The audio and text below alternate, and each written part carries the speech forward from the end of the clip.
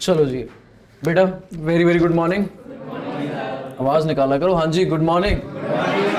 की हाल है? सब मौज बार है? नहीं क्यों भाई, क्या हो गया? हाँ क्या, कौन बोल कौन रहा है? सामने तो आओ। रोहित कह रहा है।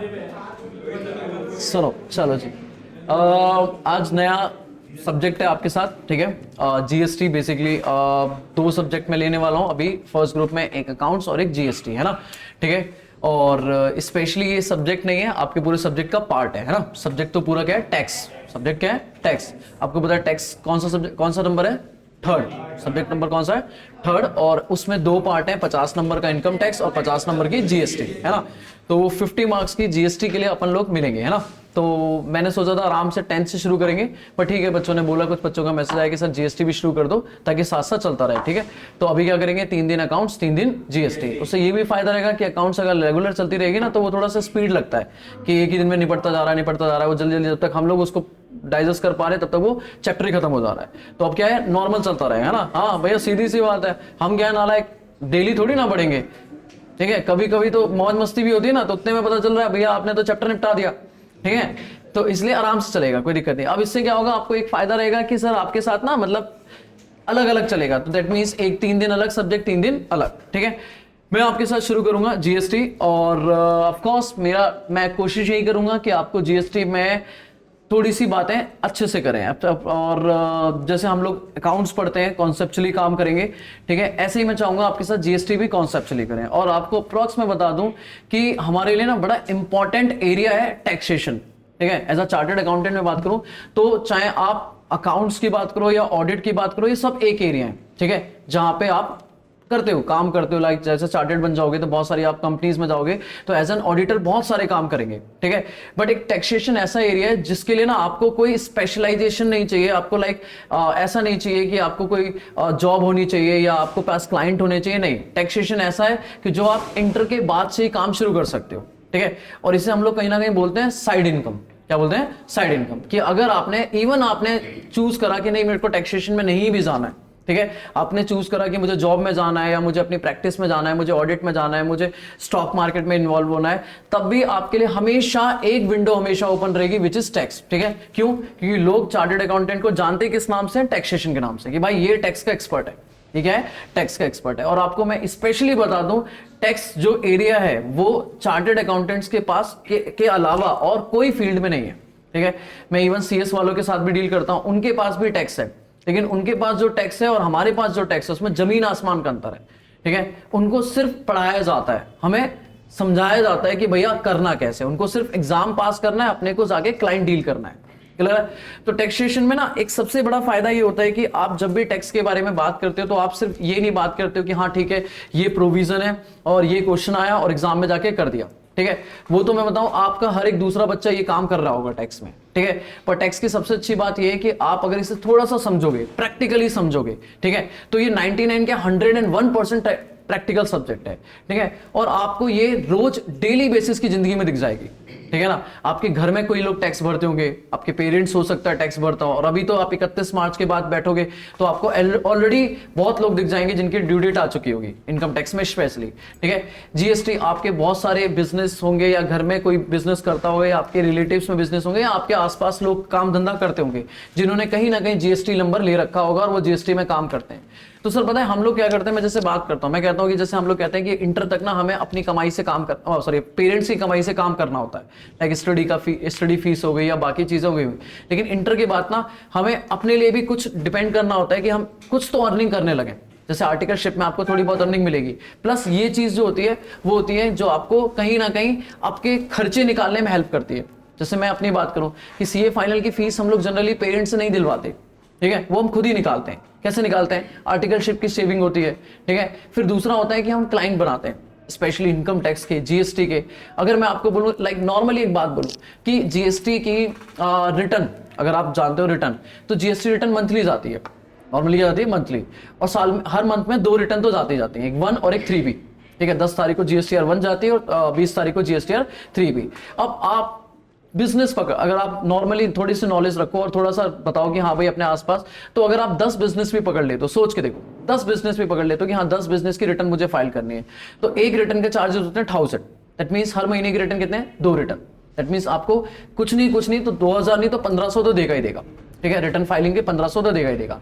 1500 इंटू मल्टीप्लाई बाय 10 बिजनेस अगर आपने पढ़ लिया तो 15000, ठीक है। और आपको रिटर्न फाइलिंग में कितना टाइम लगेगा, मोस्टली आप 10 तारीख की सुबह बैठोगे शाम तक खत्म, ठीक है। 20 तारीख की सुबह बैठोगे शाम तक रिटर्न खत्म, क्लियर है। अगर काम है बहुत ज्यादा रिटर्न में तो लगेगा इतना टाइम, वरना तो मैं कह सकता हूं 3 घंटे या 2 घंटे में काम खत्म। अगर आपको दिन महीने के 3 घंटे या 4 घंटे काम करने के 15,000 रुपए साइड इनकम मिल रही है तो खराब है क्या, नहीं।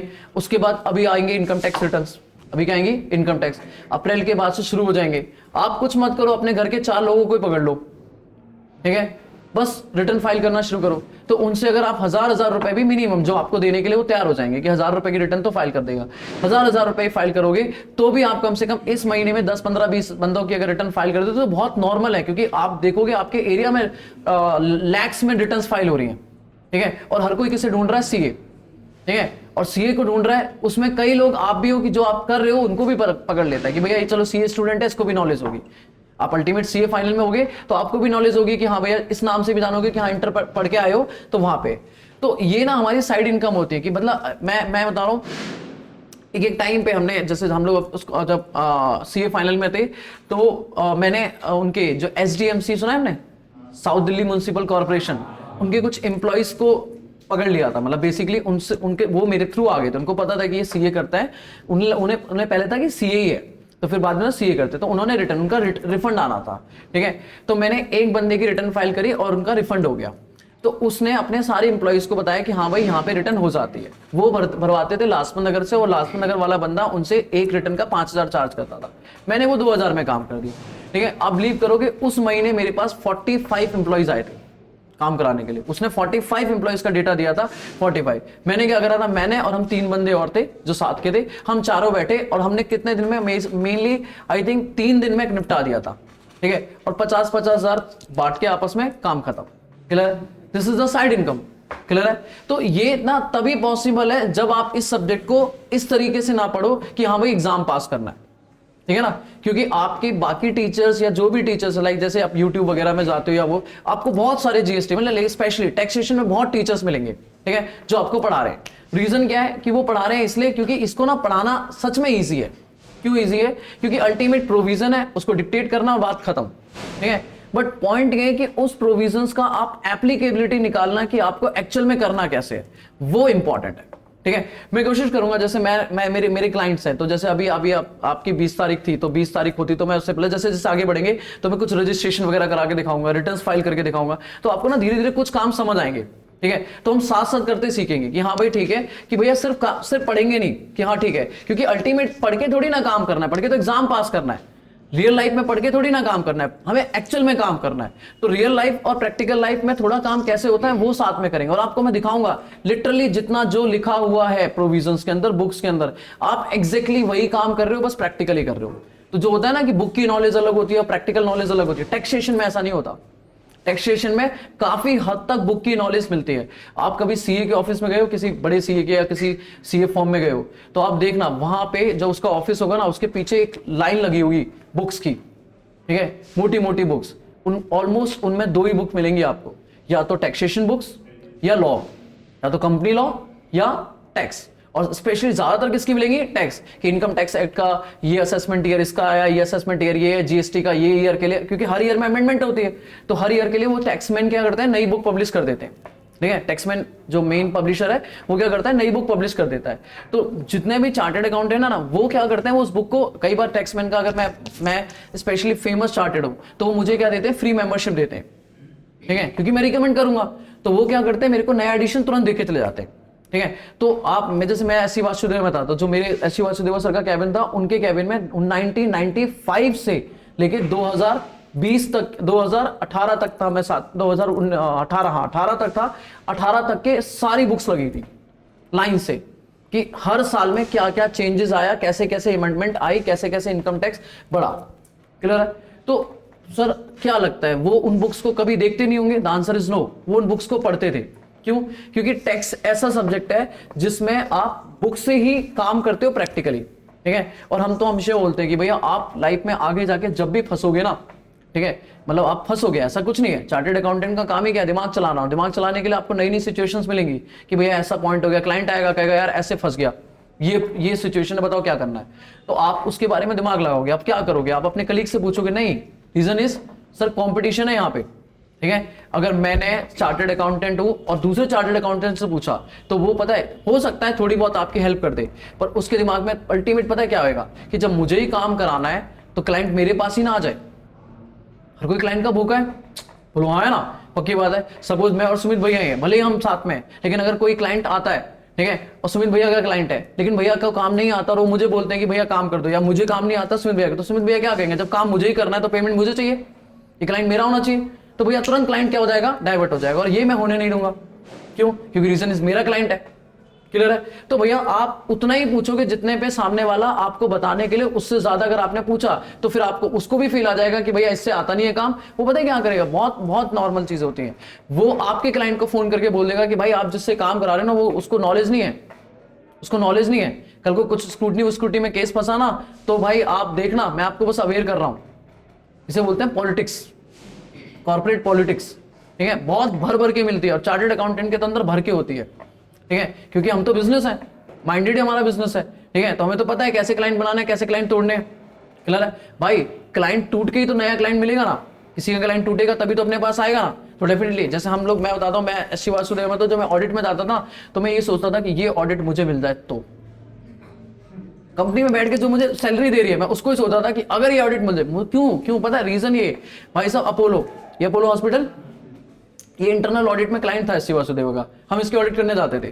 क्लियर है, 13.5 लाख रुपए चार्ज करते थे, 13.5 लाख सिर्फ 2 महीने का, ठीक है। और 2 महीने में भेजते किसे थे, एक चार्टेड 3 आर्टिकल, ठीक है। अगर ओवरऑल भी लगा लो तो 2 लाख में निपटा दिया, 2 लाख में निपटा दिया, और 13.5 लाख चार्ज करते थे, मतलब कहीं ना कहीं 11.5 लाख तो उनकी जेब में।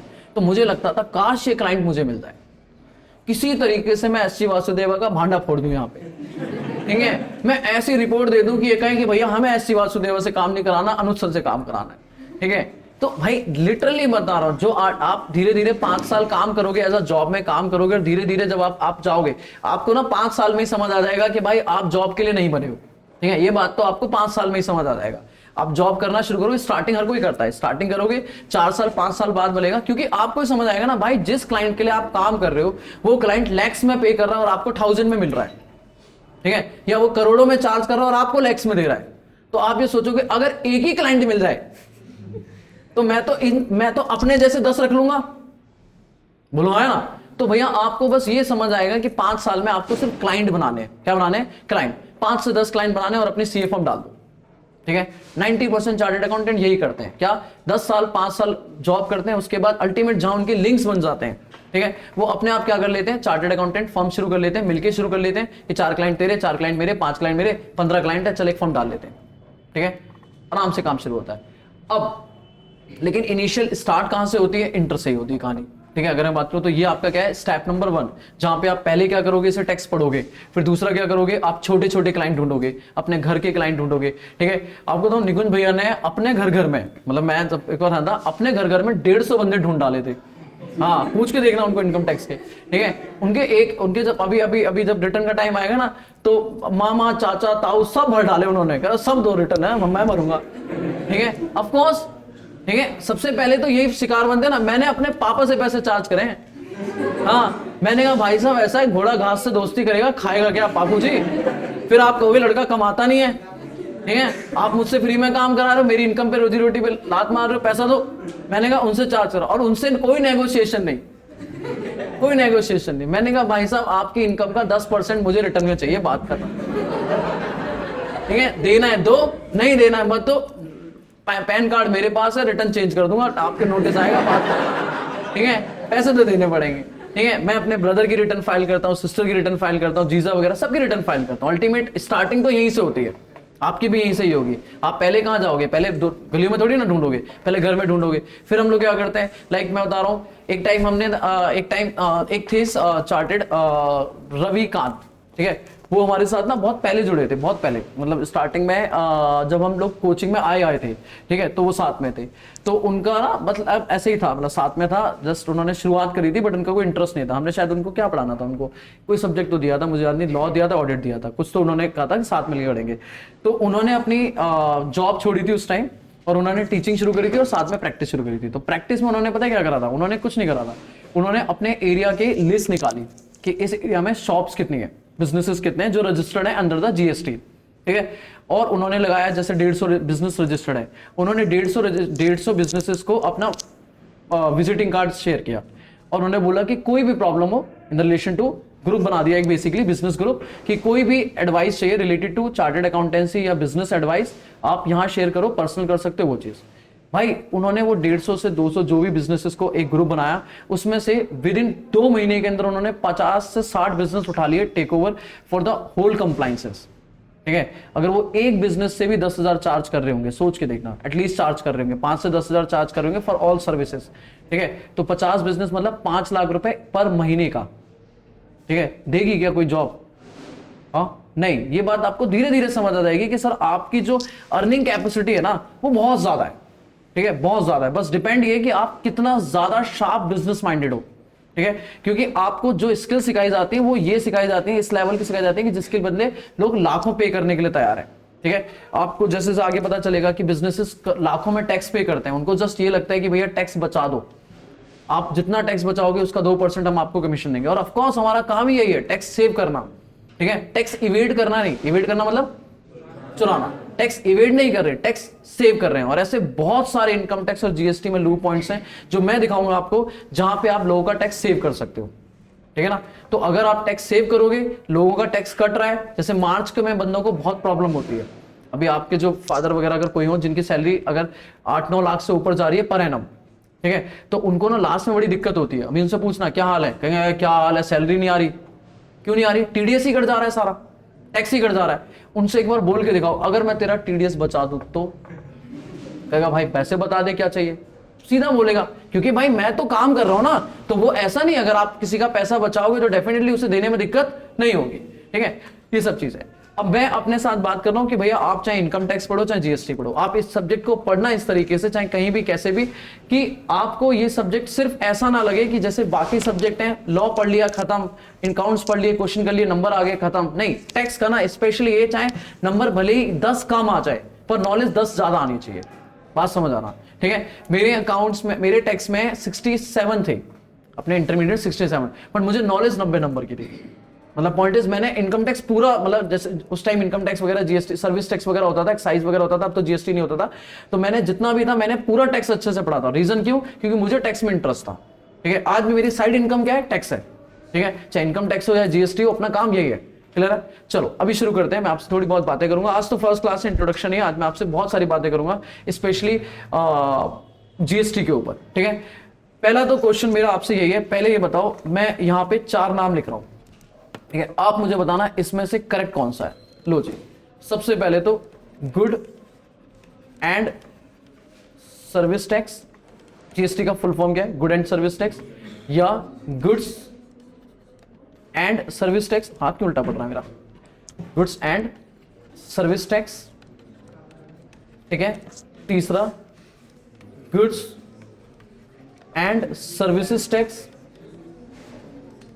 सर्विसेज टैक्स, या गुड और सर्विस टैक्स, गुड्स और सर्विस टैक्स। हाँ जी, कह रहे हैं, हाँ जी, हाँ हाँ हाँ हाँ, जीएसटी पढ़ना शुरू कर रहे हैं, हराम करोगे, नाम तक तो फुल फॉर्म सही से पता है। हाँ जी, दूसरा है, तीसरा कौन सा, कितने कह रहे हैं? पहले पहला कौन सा है? कोई नहीं कह रहे, चलो जी दूसरे, सेकंड पे कौन है?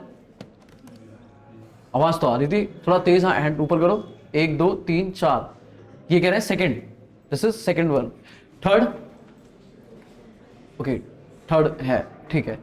और what about fourth, what about Momaya, कर क्या लेना देना, आप आए हो आप पढ़ाओ। The correct answer is third, the correct answer is third. ये आपका करेक्ट है, गुड्स एंड सर्विसेज टैक्स। लोग बोलते क्या है, गुड्स एंड सर्विस टैक्स, क्या बोलते हैं, goods and service, but the answer is goods and services tax. ये सारे गुड्स पे लगता है और ये सारी सर्विसेज पे लगता है, ठीक है। अब बेसिक बातें करता जाऊंगा मैं, ध्यान सुनना, ठीक है। और बहुत कुछ बातें करेंगे आज बहुत कुछ बातें करेंगे और सारी काम की बातें करूंगा, मैं धीरे धीरे स्टार्ट करूंगा, ठीक है। हाँ जी, अपने को पता है वैसे अगर पेपर की बात करें तो टैक्स का पेपर कितने मार्क्स का, जल्दी बोलो, 100, ठीक है। और इसके दो पार्ट हो गए, एक क्या है डायरेक्ट टैक्स, बोले तो इनकम टैक्स, जो कितने नंबर का है, जल्दी बोलो, 50, और एक है अपने लिए जीएसटी, जो कितने नंबर का है, 50। पहले ये 60 और 40 का रेशियो था, अभी कितने कितने का हो गया, 50-50। फाइनल में ये दोनों अलग अलग हो जाएंगे, 100 नंबर का इनकम टैक्स अलग हो जाएगा और 100 नंबर का जीएसटी, इसमें कस्टम और ऐड हो जाएगा, तो दोनों अलग हो जाएंगे। दैट इज, फिर ये नाम से जाने जाएंगे डायरेक्ट टैक्स और इनडायरेक्ट टैक्स के नाम से, ठीक है। अभी मुझे एक छोटी सी और बात बताओ, हमारे कोर्स में जो जीएसटी है, ठीक है, उसका कानून है, ठीक है। जीएसटी कब आया वैसे, डेट बताएं, 1 जुलाई 2017 को आया इंडिया में, एक्सेप्ट कहां पे, जम्मू एंड कश्मीर, नहीं लगा ये, JNK में नहीं लगा। और 7 दिन बाद एक्चुअली 8 जुलाई को इन्होंने वहां भी एप्लीकेबल कर दिया, तो 8 जुलाई से ये होल इंडिया पे एप्लीकेबल हो गया, ठीक है। तो इसका नाम जो माना जाता है वो किस नाम से माना जाता है, जीएसटी एक्ट 2017, जीएसटी एक्ट 2017। अभी प्लीज सुनते रहना, अभी मैं बहुत डिटेल में नहीं जा रहा, ठीक है, क्योंकि जीएसटी एक्ट के अंदर भी कई सारे एक्ट हैं, CGST एक्ट, SGST एक्ट, मैंने कहा ओवरऑल एक्ट अभी क्या है, जीएसटी एक्ट 2017। अब मेरा क्वेश्चन ये है कि हमारे जो 50 मार्क्स का जो लॉ पेपर है, 50 मार्क्स का जो पेपर है, उसमें जीएसटी एक्ट है, हमें जीएसटी एक्ट पढ़ाया जा रहा है या जीएसटी लॉ पढ़ाया जा रहा है। अब पहली बात तो इन दोनों में डिफरेंस क्या है, हाँ जी, पहले मुझे बताओ, जीएसटी एक्ट या जीएसटी लॉ दोनों सेम है। जैसे मैं बोलूं कंपनीज एक्ट या कंपनी लॉ, क्या पढ़ रहे हो आप, कंपनी लॉ पढ़ रहे हो। ऐसी इनकम टैक्स एक्ट 1960, हाँ पक्का ना, हाँ कर ईयर नहीं याद है, 1961 ये एक्ट है, लेकिन अपने को इनकम टैक्स एक्ट पढ़ाया जा रहा है या इनकम टैक्स लॉ पढ़ाया जा रहा है। तो डिफरेंस क्या होता है एक्ट और लॉ में, हैंड मच्छी बाजार में, हाँ ठीक है, हैंड रेस करा करो कि एक्ट और लॉ में, जैसे कंपनी लॉ के बारे में बता दो कि कंपनी लॉ और कंपनीज एक्ट में डिफरेंस क्या है। हाँ बेटा बता, और क्या हो सकता है फिर, ओके, हाँ, रूल एंड रेगुलेशंस में, जैसे रूल एंड रेगुलेशंस क्या मतलब उनके सबसेक्शन है, इनके क्या अमेंडमेंट है और क्या इसके बाद, अच्छा, मतलब लाइक रूल्स, वैसे वो उसमें सेक्शन नहीं होते बेटा, रूल्स अलग होते हैं, जैसे कंपनीज रूल है ना, शेयर्स डिबेंचर रूल्स है, ये है, ठीक है। और क्या बता रहा था बेटा पीछे, नोटिफिकेशन सर्कुलर वगैरह होते हैं। तो आप कहते हो लॉ वगैरह, अगर जीएसटी एक्ट की बात करूं तो ये एक्ट है खाली, ठीक है, लेकिन लॉ की बात करूं तो इसमें 4 चीजें आती हैं। कितनी चीजें आती हैं, 4, ठीक है। पहले आएगा जीएसटी एक्ट, पहले क्या आएगा, जीएसटी एक्ट, सब लिखवा दूंगा, आराम सुनते रहना, ठीक है। GST act and rules. अच्छा, रूल्स क्यों बनाए जाते हैं, जैसे किसी भी प्रोविजन में आपका लिखा है एज मे बी प्रिस्क्राइब्ड, इसका मतलब क्या है, लॉ ने वो चीज छोड़ दी है कि जैसे जैसे टाइम होगा उसके हिसाब से हम इसे चीजें चेंज करते रहेंगे। हर बार एक्ट थोड़ी ना चेंज करेंगे, ना एक्ट चेंज करने के लिए पार्लियामेंट में बिल पास करना पड़ता है, तो आप एक्ट नहीं चेंज करते हो। एक्ट के अंदर कुछ अगर कोई न्यूमेरिकल या कोई कैलकुलेशन डालनी है तो वो कहां डालते हो आप, रूल्स में। कोई लिमिट डालनी है तो कहां डालते हो, रूल्स में, ताकि अगर कल को लिमिट चेंज करनी हो तो उसके लिए पूरा कानून ना बदलना पड़े, ठीक है। तो रूल्स में जनरली क्या होती है, कोई कैलकुलेशंस हो गई, कोई मतलब बेसिकली कोई लिमिट हो गई, तो वो सारी कहां होती है, रूल्स में। तो जब भी हम पढ़ते हैं तो हम क्या से ऐसे बोलते हैं ना, as per the section 49 of the companies act read with rules, ठीक है। तो हम हमेशा लॉ को एक्ट को रूल के साथ में पढ़ते हैं। अगर आपने खाली एक्ट पढ़ा है तो इसका मतलब आपने कुछ नहीं पढ़ा, ठीक है ना, क्योंकि एक्ट में आधी से ज्यादा तो चीजें कहां लिखी है, रूल्स में, आधी से ज्यादा चीजें कहां लिखी है, रूल्स में। अच्छा, फिर दूसरे नंबर पे आती है कुछ नोटिफिकेशन। क्या आती है, नोटिफिकेशन। अभी बात करते हैं एक एक पे, ठीक है बेटा। देखो मैं आज आपको ऐसा कुछ नहीं फील आएगा कि मैं जीएसटी एकदम शुरू कर दूंगा,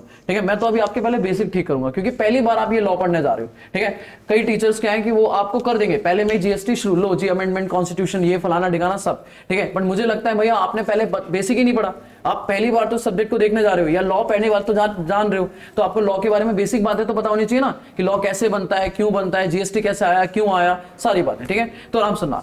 दूसरे नंबर पे है नोटिफिकेशन। फिर ऐसे ही होते हैं सर्कुलर और एक्सप्लेनेशन, इन्हें एक ही साथ बोलते हैं, सर्कुलर या, ठीक है, सर्कुलर या एक्सप्लेनेशन, ठीक है। Circular and explanation. मेरा हाथ उल्टा पड़ रहा है, पता नहीं क्यों आज, एक्सप्लेनेशन, ठीक है।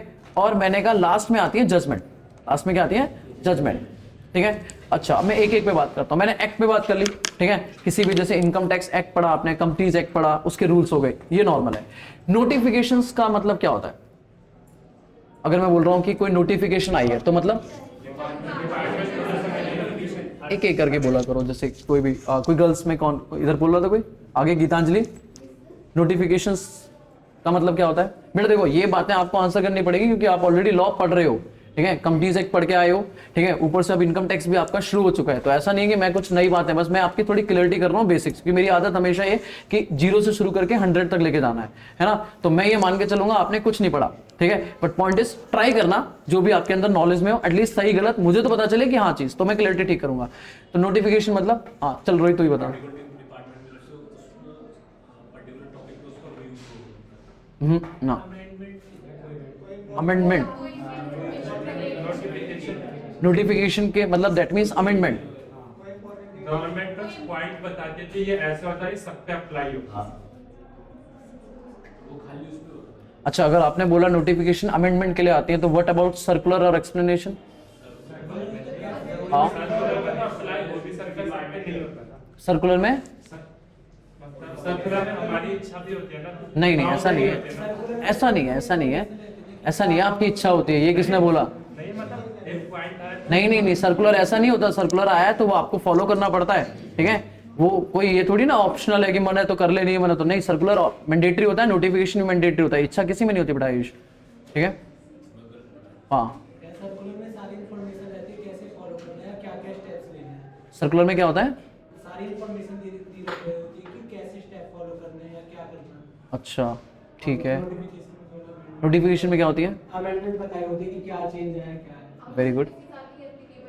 जनरली हम इन्हें ऐसे बोलते हैं कि नोटिफिकेशन जो इशू करती है ना गवर्नमेंट, वो 3 चीजों के लिए करती है, ठीक है। एनी ऑल्ट्रेशन, या ऐसे बोलो तो एनी एडिशन, डिलीशन या ऑल्ट्रेशन। जो एग्जिस्टिंग लॉ है, जो आपका एग्जिस्टिंग एक्ट है, उस एक्ट में गवर्नमेंट को कोई नई चीज ऐड करनी है, डिलीट करनी है या चेंज करनी है, तो वो उसके लिए क्या इशू करते हैं? नोटिफिकेशन। क्या इशू करते हैं? नोटिफिकेशन। लेकिन अगर कोई एग्जिस्टिंग लॉ में कोई चीज को एक्सप्लेन करना है तो उसके लिए क्या आता है? सर्कुलर। फॉर एग्जाम्पल, कई लाइन्स ऐसी होती हैं, कई बार सेंटेंस ऐसे होते हैं जिनकी 2 मीनिंग निकल जाती है, ठीक है। जैसे मैं एक लाइन बोलता हूं, जैसे मैं बोलूं तो यहां देखो, मैं एक लाइन लिख रहा हूं, ठीक है, यहां मैंने एक लाइन लिखी, यहां बैठो मत जाओ, ठीक है, मैंने लिख दिया, क्लियर है। अब इस लाइन को नॉर्मल लिखा हुआ है, अब यहां पे ना ध्यान सुनना, आप यहां पे पॉज लो, क्या लिखा है? यहां बैठो मत जाओ, और मैंने कहा इस पॉज को यहां से हटाओ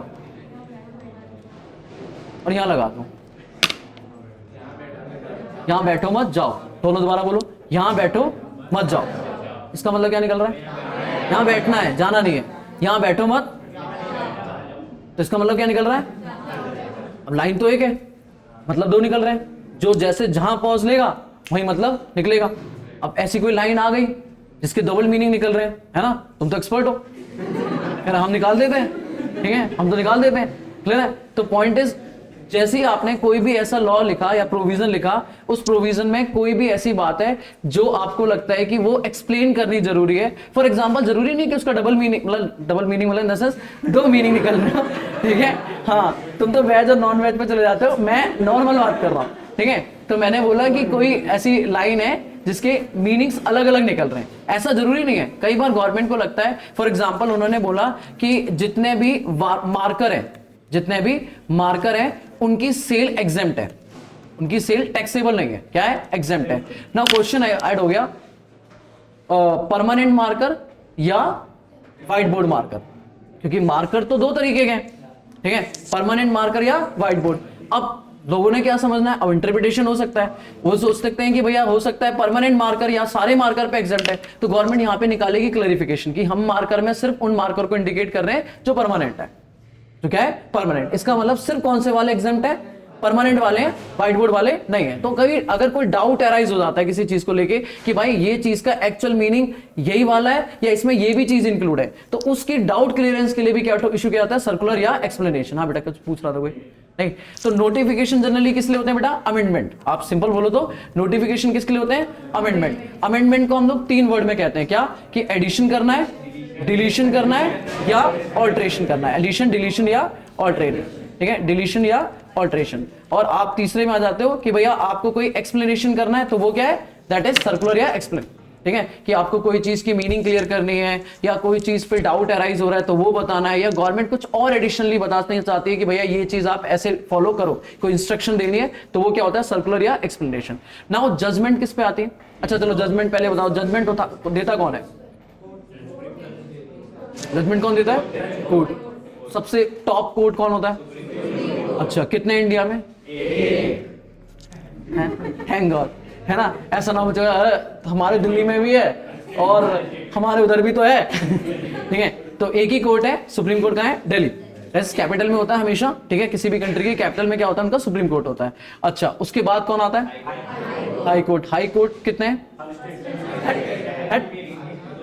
हर स्टेट के होते हैं बट जरूरी नहीं है, ठीक है। हमारे शायद मेरे हिसाब से 25 है हाई कोर्ट, ठीक है, मेरे को एग्जैक्ट नंबर नहीं पता, बट कुछ स्टेट में नहीं है, ठीक है। जैसे जम्मू कश्मीर का है हाई कोर्ट, जम्मू कश्मीर का हाई कोर्ट नहीं है, ठीक है, और यूनियन टेरिटरी है दिल्ली, लेकिन उसका हाई कोर्ट है। तो मतलब होते हैं हर स्टेट में। वैसे जैसे चंडीगढ़ और कौन सा है ना हरियाणा, चंडीगढ़ राजधानी है ना हरियाणा और पंजाब की, तो उनके लिए एक ही कोर्ट है, उनका क्या है, एक ही कोर्ट है, तो वो हाई कोर्ट में आ जाता है, तो दो स्टेट का एक कोर्ट हो गया, ठीक है। तो ऐसे कहीं है। अच्छा, हाई कोर्ट के बाद कौन आते हैं?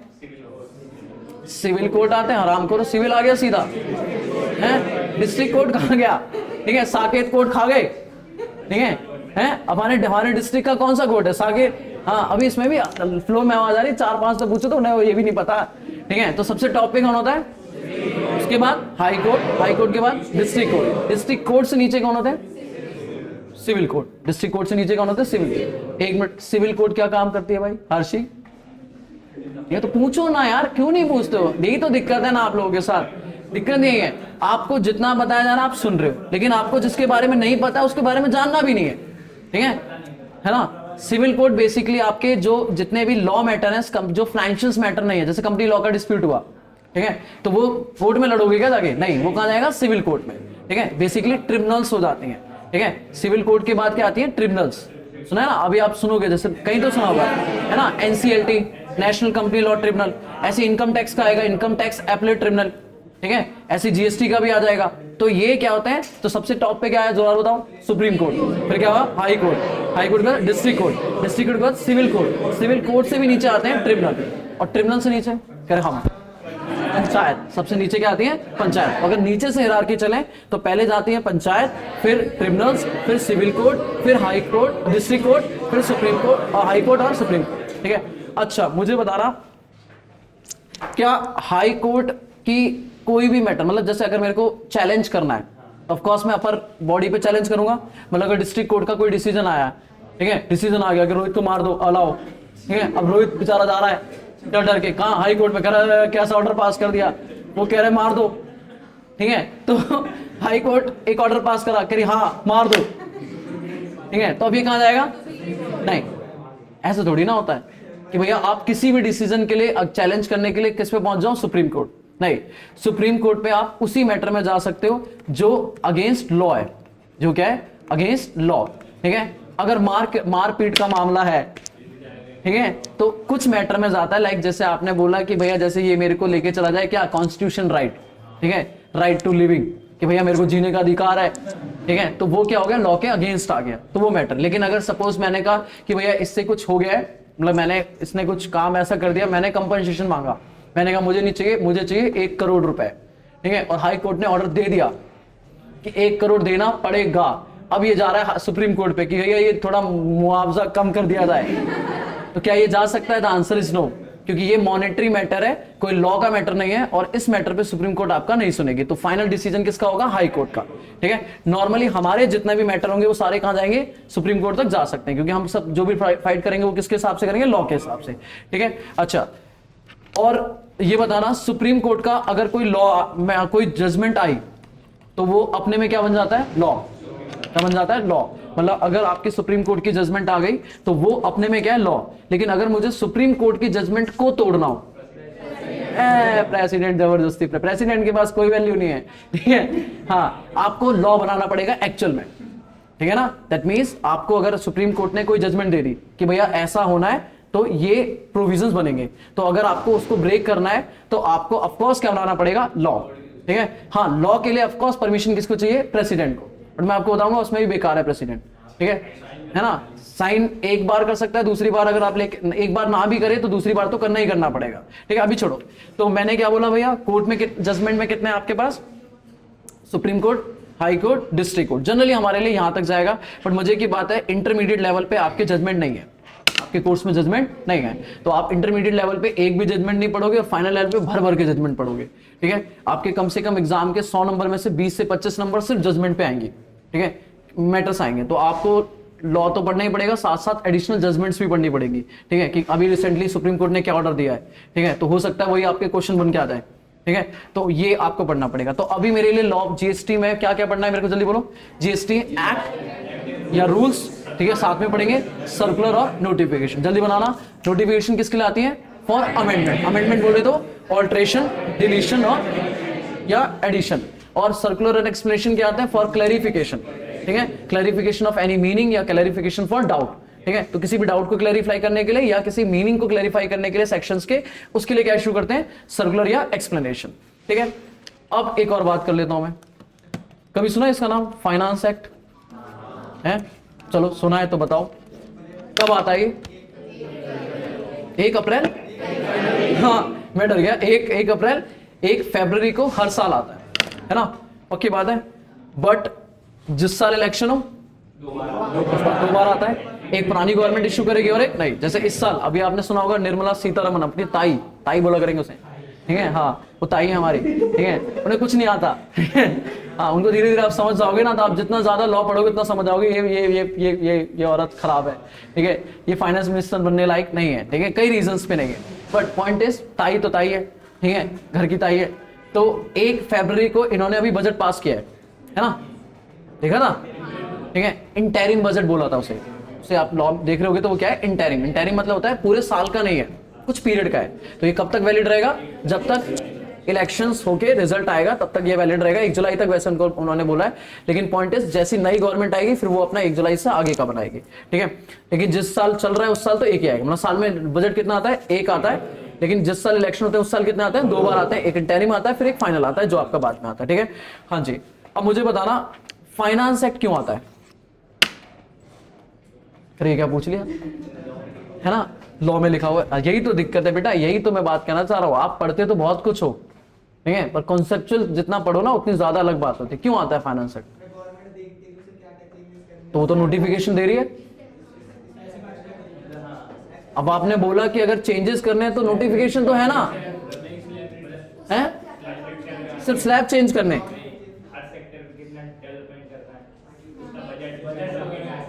बजट इज समथिंग, ठीक है, मैं बोल रहा हूं बजट ठीक है, फाइनेंस बजट ठीक है, मैं कह रहा हूं फाइनेंस एक्ट डिफरेंस है। ठीक है, बजट हो गया आप एलोकेशन ऑफ फंड है कि आपको जो भी इस साल टैक्स का कलेक्शन हुआ उस पैसे का आप कहां पे एलोकेशन करोगे।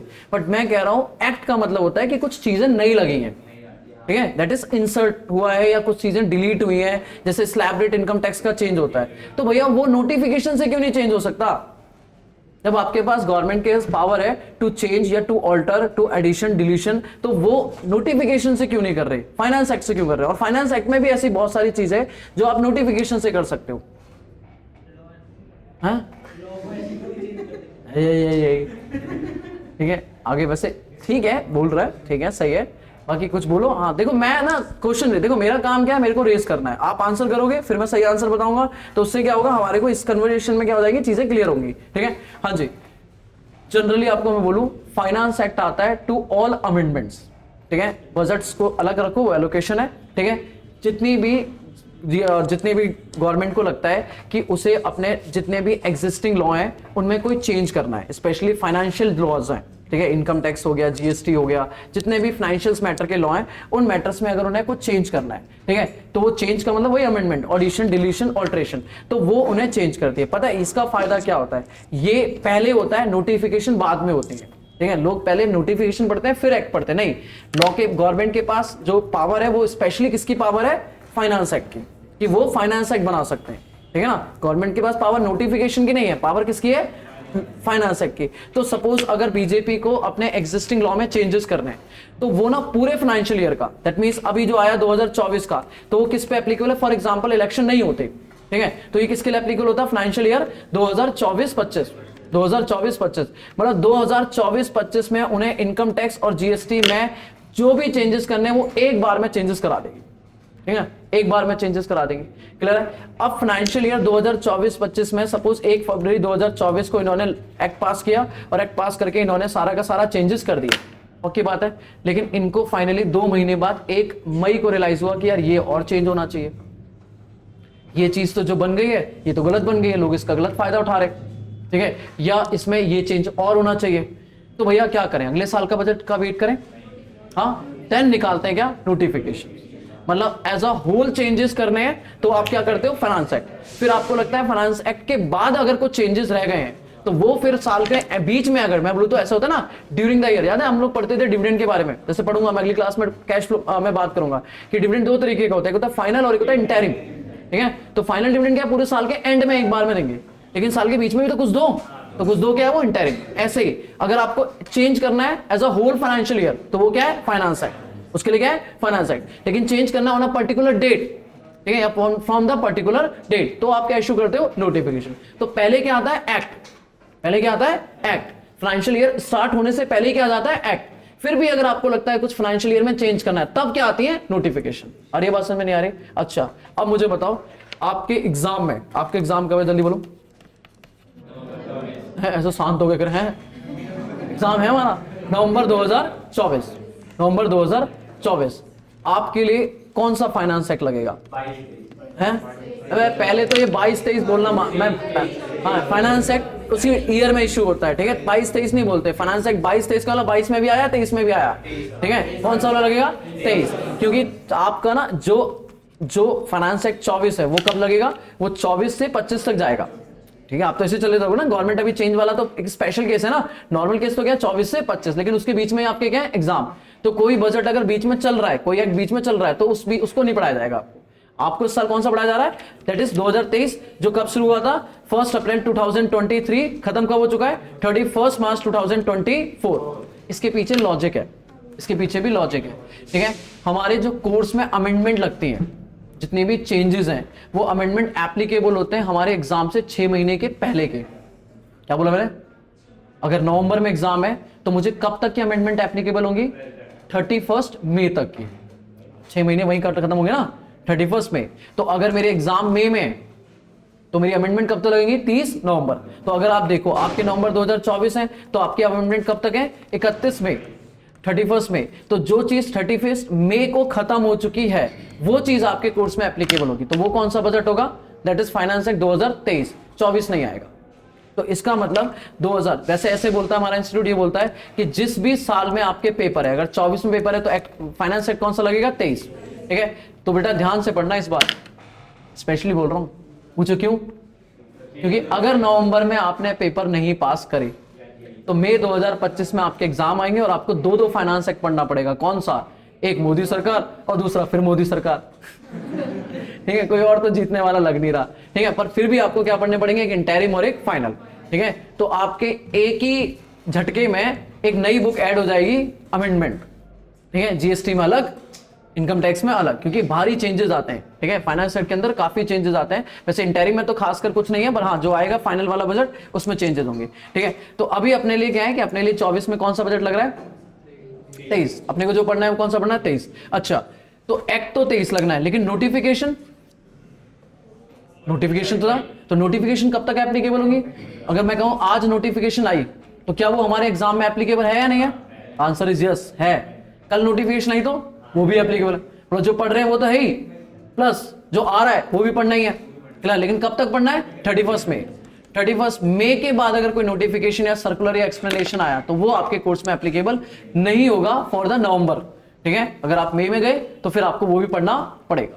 बात समझ आ रही है? ये दोनों पे एप्लीकेबल है, चाहे मैं जीएसटी की बात करूं या इनकम टैक्स की बात करूं या मैं कंपनी लॉ की बात करूं, ठीक है। सबके लिए जो आपकी अमेंडमेंट एप्लीकेबल होती है वो एग्जाम से 6 महीने पहले होती हैं। तो मुझे बताओ, मैं सब लिखवा दूंगा, मुझे अभी बताओ, अगर अपना नवंबर 2024 में एग्जाम है, ठीक है, सी इंटर एग्जाम है, तो अपने को कौन सा बजट पढ़ना है, फाइनेंस एक्ट कौन सा वाला पढ़ना है, 2023। और अपने को नोटिफिकेशंस और सर्कुलर, जितनी भी नोटिफिकेशन, सर्कुलर एंड एक्सप्लेनेशन जितनी भी है, सर्कुलर एंड एक्सप्लेनेशन जो है वो पढ़नी है अप टू कब तक की, 31 मई, अप टू 31 मई।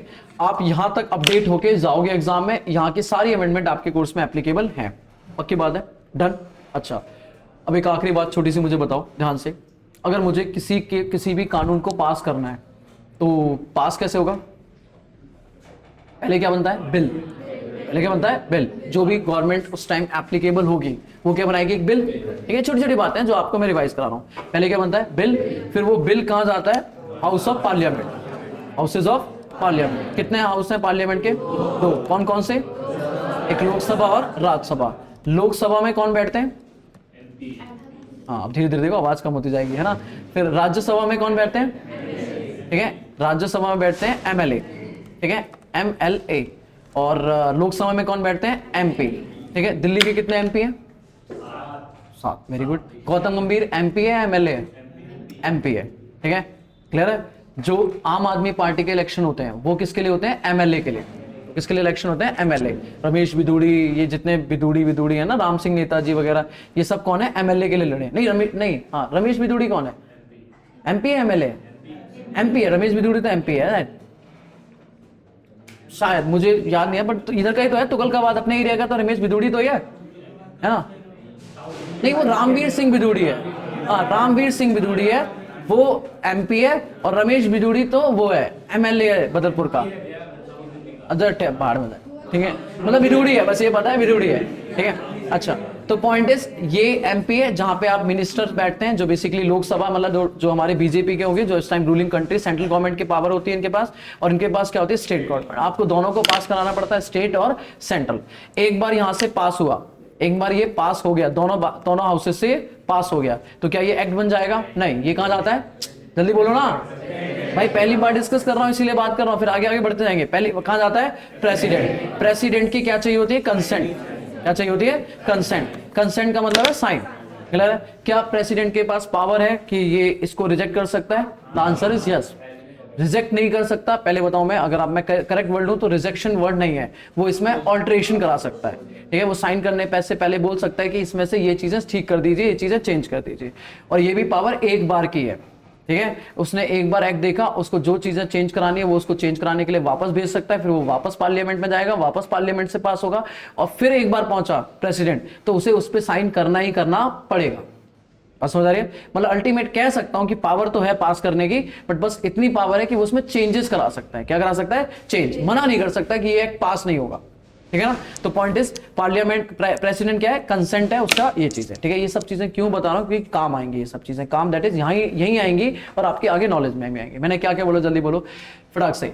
मैंने कहा जीएसटी का फुल नेम क्या है, गुड्स एंड सर्विसेज टैक्स। ठीक है, जीएसटी में हम एक्ट पढ़ रहे हैं और लॉ पढ़ रहे हैं। लॉ में कितनी चीजें, 4। पहला एक्ट एंड रूल्स, दूसरा क्या है, नोटिफिकेशन, तीसरा क्या है, सर्कुलर एंड एक्सप्लेनेशन, और चौथा क्या है, जजमेंट। अपने कोर्स में जजमेंट नहीं है, अपने को 3 चीजें ही पढ़नी है बेटा। एक्ट एंड रूल तो अभी बात करेंगे बेटा। नोटिफिकेशन किसके लिए इशू होती है, फॉर दी अमेंडमेंट। अमेंडमेंट बोले तो ऑल्ट्रेशन, डिलीशन, एडिशन। ठीक है, तो अगर आपको इनमें से कुछ भी करना है तो आप उसके लिए अमेंडमेंट करते हो, लेकिन इसके लिए आपके पास एक और ऑप्शन होता है, क्या, फाइनेंस एक्ट। क्या होता है, फाइनेंस एक्ट, पर वो फाइनेंशियल ईयर स्टार्ट होने से पहले आता है। अगर ड्यूरिंग द फाइनेंशियल ईयर आपको चेंज करना है तो उसके लिए आपको क्या लेना पड़ेगा, नोटिफिकेशन। ठीक है, एक बार नोटिफिकेशन या अमेंडमेंट हो गया, अगर आपको उसे कोई एक्सप्लेन करना है, कोई चीज को क्लैरिफिकेशन देनी है, तो आप क्या इशू करते हो, सर्कुलर और एक्सप्लेनेशन। ठीक है, आपके एग्जाम में कौन सा फाइनेंस एक्ट लगने वाला है, और नीचे कौन सा लगना है, 23। और अपने हमारे पास नोटिफिकेशन या सर्कुलर कब से लगने वाली है, 31 मई 2024 तक। ठीक है, अब थोड़े पॉइंट पे आते हैं, अब थोड़े चैप्टर्स पे आते हैं। सर मैं आपको अगेन थोड़ी सी बातें करता हूं। सर हम जो पढ़ रहे हैं वो क्या पढ़ रहे हैं, टैक्स। कोई मुझे इस वर्ड की मीनिंग डिफाइन करेगा, ऑफ कोर्स आपने पढ़ी होगी। हाँ जी,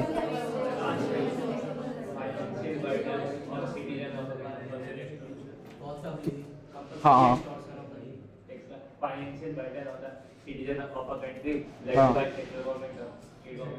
हाँ, ये तो इसने वाली बात नहीं करती 3 इडियट में, है ना, वो चैन खुली। मैं भी तो समझा रहा हूँ, चतुर नालायक रट्टे वाली बात बता रहा है। क्योंकि हाँ, क्योंकि आपने वर्ड यूज करा सेंट्रल गवर्नमेंट, तो ऐसे बहुत सारे टैक्स हैं जो स्टेट गवर्नमेंट, अच्छा स्टेट गवर्नमेंट, मतलब पॉइंट ये है कि अगर मैं नॉर्मल लैंग्वेज में बोलूं तो मैं बोलूं कि अगर किसी भी लॉ के अंदर गवर्नमेंट आपसे कंपलसरी पेमेंट ले रही है, ठीक है, कंपलसरी पेमेंट ले रही है बिकॉज ऑफ कोर्स आप उनके क्या कर रहे हो, रिसोर्सेज यूज कर रहे हो, गवर्नमेंट आपको स्कूल्स बना के दे रही है, रोड्स बना के दे रही है, हाईवेज बना के दे रही है, इनके बदले गवर्नमेंट आपसे क्या ले रही है, फंड्स ले रही है, वो फंड क्या है, कंपलसरी पेमेंट है। तो अगर किसी भी लॉ के अंदर गवर्नमेंट ने मैंडेटरी कर दिया कि आपको इस प्रोविजन के अगेंस्ट में पैसा देना पड़ेगा, तो वो पैसा क्या है, टैक्स है, तो पैसा क्या है, टैक्स। तो सिंपल से हम बोलते हैं कि टैक्स का मतलब क्या है कि कोई भी कंपलसरी पेमेंट है, वो ऑप्शनल नहीं है, ठीक है। जैसे आपने सुना होगा कोविड के टाइम पे एक फंड लॉन्च किया था, प्रधानमंत्री केयर फंड, है ना, उसमें आप डोनेट कर सकते थे और डोनेट कर सकते थे पैसा फॉर द कोविड, कि कोविड के लिए हम लोग वैक्सीन बनाएंगे या समथिंग वगैरह, ये चीजें जो कभी बनी नहीं, ठीक है। तो उसमें पॉइंट इज जो पैसा गया वो पैसा क्या टैक्स है क्या, नहीं, क्योंकि वो कंपलसरी नहीं है, ठीक है, वो ऑप्शनल है, वो क्या है, ऑप्शनल है, ठीक है। तो आप जैसे यहां पे बोलते हो कंपलसरी पेमेंट हो रही है under any law, compulsory payment to government under any law, ठीक है, तो वो क्या हो जाता है आपका अंडर एनी लॉ, वो हो जाता है आपका यहां पे दैट इज टैक्स, यहां पे क्या जाता है, टैक्स, ठीक है। एक और वर्ड सिटीजनशिप आपने वर्ड यूज करा था, ठीक है, वो पार्शली करेक्ट नहीं है, ठीक है, पार्शली करेक्ट नहीं है, क्योंकि आप इनकम टैक्स में ही पढ़ते हो, एनआर से भी हम टैक्स वसूल लेते हैं, है ना, मैं यहां पे ही पढ़ा दूंगा, नॉन रेजिडेंट टैक्सेबल पर्सन से जीएसटी ले लूंगा मैं, ठीक है। तो अगर आपने बोला सिटीजनशिप, दैट मींस आपने डेफिनेशन में गलत बोल दिया, क्यों, क्योंकि सिटीजनशिप होगी तो ही तो टैक्स देना है, तो फिर मेरे पास अगर सिटीजनशिप नहीं है तो मुझे टैक्स नहीं देना, आंसर इज नो, टैक्स तब भी ले लेते हैं, ठीक है। तो पॉइंट ये है कि नॉर्मल बात ये है कि कंपलसरी पेमेंट ले रहे हो under any law by the कौन ले रहा है, गवर्नमेंट ले रहा है, तो गवर्नमेंट को हम कोई भी पेमेंट कर रहे हैं किसी लॉ के अंदर, तो वो क्या अपने लिए टैक्स। अपने को बताओ जल्दी से, हमारे लिए टैक्सेशन सिस्टम में कितने तरीके के टैक्स हैं, दो, शॉर्ट में मैं बढ़ता जाऊंगा, धीरे धीरे मैं आगे बढ़ता हूं। एक क्या है डायरेक्ट टैक्स और एक क्या है इनडायरेक्ट टैक्स, एक क्या है डायरेक्ट टैक्स और एक क्या है इनडायरेक्ट टैक्स। डायरेक्ट टैक्स में अगर मैं बोलूं किसी को डिफाइन करना हो तो आप कैसे डिफाइन करोगे, एक एक करके, एक ऐसा समझ नहीं आता। हाँ भाई आयुष, डायरेक्ट टैक्स वो टैक्स जिसका बर्डन शिफ्ट नहीं कर सकते किसी दूसरे, जैसे डायरेक्ट टैक्स का आप बोल रहे हो जो टैक्स का बर्डन है वो शिफ्ट नहीं कर सकते, वो शिफ्ट नहीं कर सकते किसी अनदर पर्सन पे, ठीक है। और कोई इसके अलावा तरीके से डिफाइन करना चाहेगा, क्योंकि ये प्रॉपर डिफिनेशन नहीं है, अगर बोला जाए ये सिर्फ ये क्या लगता है, ऐसा नहीं है बेटा, आपको मैं दिखा दूंगा इंटरनेशनल टैक्स, ठीक है, वो आपके सीए फाइनल में इंट्रोड्यूस हो जाएगा, ठीक है, वो इनकम पे नहीं लगता, वो डायरेक्ट टैक्स का पार्ट है, ठीक है। पहले आपको अगर आप पहले मतलब अब तो खत्म हो गया, वेल्थ टैक्स, गिफ्ट टैक्स, ये सारे होते हैं, ये इनकम पे नहीं है, ठीक है। तो ऐसा नहीं है कि आप बोलोगे कि इनकम पे टैक्स लग रहा है तो इनकम टैक्स है, वो डायरेक्ट टैक्स नहीं। और कुछ डेफिनेशन दो, डायरेक्टली लेवी होता है किसी इंडिविजुअल पर्सन पे। हम लोग जनरली जैसे मैं बताता हूँ आपके ना जो आपके बेसिक कॉन्सेप्ट में वो कुछ ना इस तरीके से बोलता है, जैसे आपको जो बचपन में बताया जाता है, बोलता है कि जो टैक्स पे कर रहा है, जो टैक्स पे कर रहा है और जिस पे टैक्स बर्डन हो रहा है, मतलब जो झेल रहा है, दैट इज वो दोनों पर्सन अगर सेम है, ठीक है, तो वो क्या है डायरेक्ट टैक्स है, वो क्या है डायरेक्ट टैक्स है। और अगर सेम नहीं है तो वो क्या है इनडायरेक्ट टैक्स। बट ये पॉइंट गलत है, ये इवन बचपन में आपको ऐसे बोला हो गया हो कि टैक्स पे जो कर रहा है और टैक्स बर्डन जो है वो सेम पर्सन पे है। जैसे मैंने इनकम कमाई, ठीक है, सपोज मैंने मेरे को कुछ भी हुई, मैंने बिजनेस करा और मुझे बिजनेस से प्रॉफिट हुआ, या मैंने हाउस रेंट पे दिया और वहां से रेंटल इनकम आई, तो गवर्नमेंट मुझे क्या बोलेगी, इस इनकम पे आपको क्या देना, टैक्स। तो सपोज मुझे 1 लाख का रेंट आया, 1 लाख का क्या है रेंट, और मेरे पास 20% रेट एप्लीकेबल है, मेरे पर कितना रेट है 20% का स्लैब रेट है, तो 1 लाख का 20% मुझे क्या देना, गवर्नमेंट को देना है। तो मेरे को इनकम कितनी लगी 1 लाख, 1 लाख में से 20,000 मैंने उठा के पे कर दिया गवर्नमेंट को, और ये पैसा मैंने किसी और से लिया अपनी जेब से गया, तो मेरी जेब हल्की हुई, मतलब बर्डन किस पे हुआ, मेरा, क्योंकि मेरा अब 1 लाख कितना बचा 80। तो अगर ये सेम हो रहा है तो क्या है डायरेक्ट है। और अगर ये मैं बोलूं कि भैया मैंने सामान बेचा 1 लाख का, कितना बेचना था 1 लाख, पर सामने गवर्नमेंट ने बोला टैक्स देना पड़ेगा, मैंने कहा अच्छा, तो मैंने कहा कितना टैक्स देना है, कह रहे जीएसटी 18%, तो मैंने 1 लाख का 18% किया, कितना हुआ 18,000। तो मैंने क्या बोला, सामान में जो सामने वाले को दूंगा वो 1 लाख नहीं दूंगा, कितना दूंगा 1,18,000। अब मैंने सपोज 1,18,000 में सामान दिया, सामने वाले ने मुझे 1,18,000 पेमेंट करी, मैंने अपनी जेब में कितना डाला 1 लाख, और गवर्नमेंट को कितना दिया 18। तो पे किसने किया, मैंने, पर क्या ये मैंने अपनी जेब से दिया, मेरी जेब में तो तब भी 1 लाख था और टैक्स लगने से पहले भी 1 लाख ही है, लेकिन जो ये पैसा मैंने लिया वो किसी और से, तो जेब किसकी हल्की हुई, किसी और की, तो नॉर्मली ऐसे बोलते हैं, बट ना यहां पर एक वर्ड गलत है, टैक्स पेड, ठीक है, क्योंकि मैं ये प्रूव कर दूंगा कि टैक्स पेड और टैक्स बर्डन सेम पर्सन पे ना भी हो तो भी डायरेक्ट टैक्स है। आप मुझे प्रूव कर सकते हो, मतलब कि टैक्स जो पे कर रहा है और अल्टीमेट जो टैक्स का बर्डन बियर कर रहा है वो अलग अलग है, तब भी मैं उसे डायरेक्ट टैक्स बोल दूंगा। कैसे? मतलब ये तो कोई माइनर है, हाँ तो माइनर और क्या है और उसकी मतलब नेचुरल कैरेक्टर से हाँ। इनकम नहीं आ रही है, हाँ। ये तो उसके पेरेंट्स को आप धीरे धीरे पढ़ोगे set of carry forward clubbing, ठीक है, वहां पे आप एक और मैं इसका जैसे वहां पे क्या है कि आपका कोई चाइल्ड है, ठीक है, जो इनकम कमा रहा है, जैसे आजकल बच्चे हैं ना लाइक टिकटॉक पे चल छैया छैया छैया, हाँ समझे हैं, ठीक है ना, और गाने का नाम नहीं ले सकता मुझे, ठीक है, तो है ना, तो वो इनकम कमा रहे हैं, क्लियर है, पक्की बात है। अब इनकम कमा रहे हैं, अब इनकम उनके हैंड में टैक्सेबल नहीं हो रही है, किसके हैंड में टैक्सेबल? उनके पेरेंट्स के, फादर के या मदर की, जिसकी भी इनकम हायर है उसके इनकम उनकी इनकम में टैक्सेबल हो रही है। तो भले पे कौन कर रहा है? फादर, ठीक है, but point is ultimate income किसकी कम हो रही है? चाइल्ड की। बर्डन कौन बियर कर रहा है? चाइल्ड। मैं इससे बेस्ट एग्जांपल दूं, टीडीएस, ठीक है, सैलरी किसकी है? आपके फादर की, लेकिन भर कौन रहा है? एम्प्लॉयर। वो आपकी सैलरी में से ही तो काट के भर रहा है ना। आपके पापा को 1 लाख सैलरी देनी थी, ठीक है, लेकिन टीडीएस लग गया, आपके फादर की इनकम पे टैक्स लग गया, तो इनकम पे टैक्स लगा, उसने बोला 1 लाख का 10%, दैट इज 10,000, तो वो 10,000 गवर्नमेंट को पे करेगा, लेकिन किसके? काट के पे करेगा, तो आपके फादर को मिलेगा 90। मैं यहां पे बोलता हूं टैक्स पेड से बेटर है टैक्स लेवी। टैक्स पेड से क्या है? Tax levy. हम कहते हैं अगर टैक्स जिस पे लग रहा है, लेवी मतलब जिस पे लग रहा है, अल्टीमेट बर्डन भी उसे ही होगा। अगर ये सेम पर्सन पे है, जैसे टैक्स लेवी हो रहा है सेलर पे, इस पे हो रहा है सेलर पे, लेकिन बर्डन किस पे जा रहा है? बायर पे, तो ये अलग अलग है, ठीक है। सैलरी का टैक्सेबल जो लेवी हो रहा है वो मुझ पे ही हो रहा है, और भले ही पे कोई भी कर रहा हो, लेकिन अल्टीमेट जेब से मेरी जा रहा है, तो लग भी मुझ पे ही रहा है और बर्डन भी मुझ पे ही है, ठीक है। पॉइंट इज चाइल्ड पे लेवी हो रहा है और बर्डन भी अल्टीमेट कौन करेगा? चाइल्ड ही करेगा, तो फिर वो क्या है? Direct tax. तो हम लोग ना पेड नहीं बोलते, हम कहते हैं लेवी और बर्डन, लेवी और बर्डन। अगर ये दोनों सेम है तो वो क्या है? डायरेक्ट टैक्स है, क्योंकि अल्टीमेट वो डायरेक्टली उसी पर्सन से बियर वसूला जा रहा है जो जिस पे वो लग रहा है। और अगर मैं बोलूं कि नहीं वो उस पे लग रहा है लेकिन वसूला किसी और से जा रहा है, तो वो क्या है? इनडायरेक्ट, ठीक है। आपने जो बोला ना कि मैं किसी पे बर्डन शिफ्ट नहीं कर सकता, वो ना मेरे इस नाम को जस्टिफाई नहीं कर रहा, ठीक है। आप बोलो डायरेक्ट टैक्स मैं ट्रांसफर नहीं कर सकता, डायरेक्ट कैसे हो गया? नाम जस्टिफाई हो रहा है ना क्या? नहीं, लेकिन मैंने क्या बोला? वो जिस पे लेवी हो रहा है उसी पे डायरेक्टली बर्डन भी बियर करा रहा है, तो वो क्या है? डायरेक्ट है। और जिस पे लेवी हो रहा है लेकिन बर्डन किसी और पे जा रहा है, तो वो इनडायरेक्ट, ठीक है। अच्छा, हमारे यहाँ पे डायरेक्ट टैक्स में कौन सा टैक्स है? सिर्फ एक है जो अभी हमें पढ़ना है, वो क्या है? इनकम टैक्स, ठीक है। और इनडायरेक्ट टैक्स में कितने टैक्स है? 2, एक जीएसटी और एक कस्टम, ठीक है। अगर आप इंडिया के अंदर ट्रेडिंग करोगे, इंडिया के अंदर गुड्स की सेल परचेस करते हो, रोशन इधर जाने ले, गुड्स में सेल परचेस करते हो विद इन इंडिया, तो क्या लगता है? जीएसटी। पर अगर आप इंटरनेशनली इंपोर्ट एक्सपोर्ट करोगे, क्या करोगे? इंपोर्ट एक्सपोर्ट, तो फिर क्या लगेगा? कस्टम। क्या लगेगा? कस्टम। आओ कभी सीए फाइनल में, ठीक है, फिर क्या पढ़ने को मिलेगा? कस्टम। अभी सिर्फ क्या पढ़ेगा? जीएसटी, क्लियर है। अच्छा, मैं अब आपसे 2-3 चीजें और पूछ लेता हूं, ठीक है, सिर्फ ऐसे ही पूछते जाएंगे और काम करते जाएंगे, ठीक है। मुझे बताना, मैंने आपकी अगर मैं डिफरेंस की बात करूं, डायरेक्ट टैक्स और इनडायरेक्ट टैक्स, डायरेक्ट टैक्स और इनडायरेक्ट टैक्स, तो मुझे बताना डिफरेंस में अपने पास क्या क्या हो गया? एक तो मीनिंग में डिफरेंस आ गया, बोलो है ना। मीनिंग में अगर मैं बात करूं तो जो टैक्स लेवी हो रहा है, जो टैक्स लेवी हो रहा है और जो टैक्स बर्डन बियर कर रहा है, वो यहां पे कौन है? सेम है, बाय सेम पर्सन है, ठीक है। पर यहां पे क्या है? बाय डिफरेंट है, यहां पे क्या है? डिफरेंट है, ठीक है। दूसरी चीज ना, मैं यहां पे बोलता हूं नेचर ऑफ टैक्स। क्या बोलता हूं? नेचर। जब आप डायरेक्ट टैक्स की बात करते हो तो आप इसे बोलते हो ये प्रोग्रेसिव है। ये क्या है? Progressive nature. सुना है नहीं सुना ये वर्ड? और ये क्या है? रिग्रेसिव है। बेटा प्रोग्रेसिव मतलब जैसे जैसे इनकम बढ़ेगी वैसे वैसे आपका स्लैब रेट बढ़ रहा है।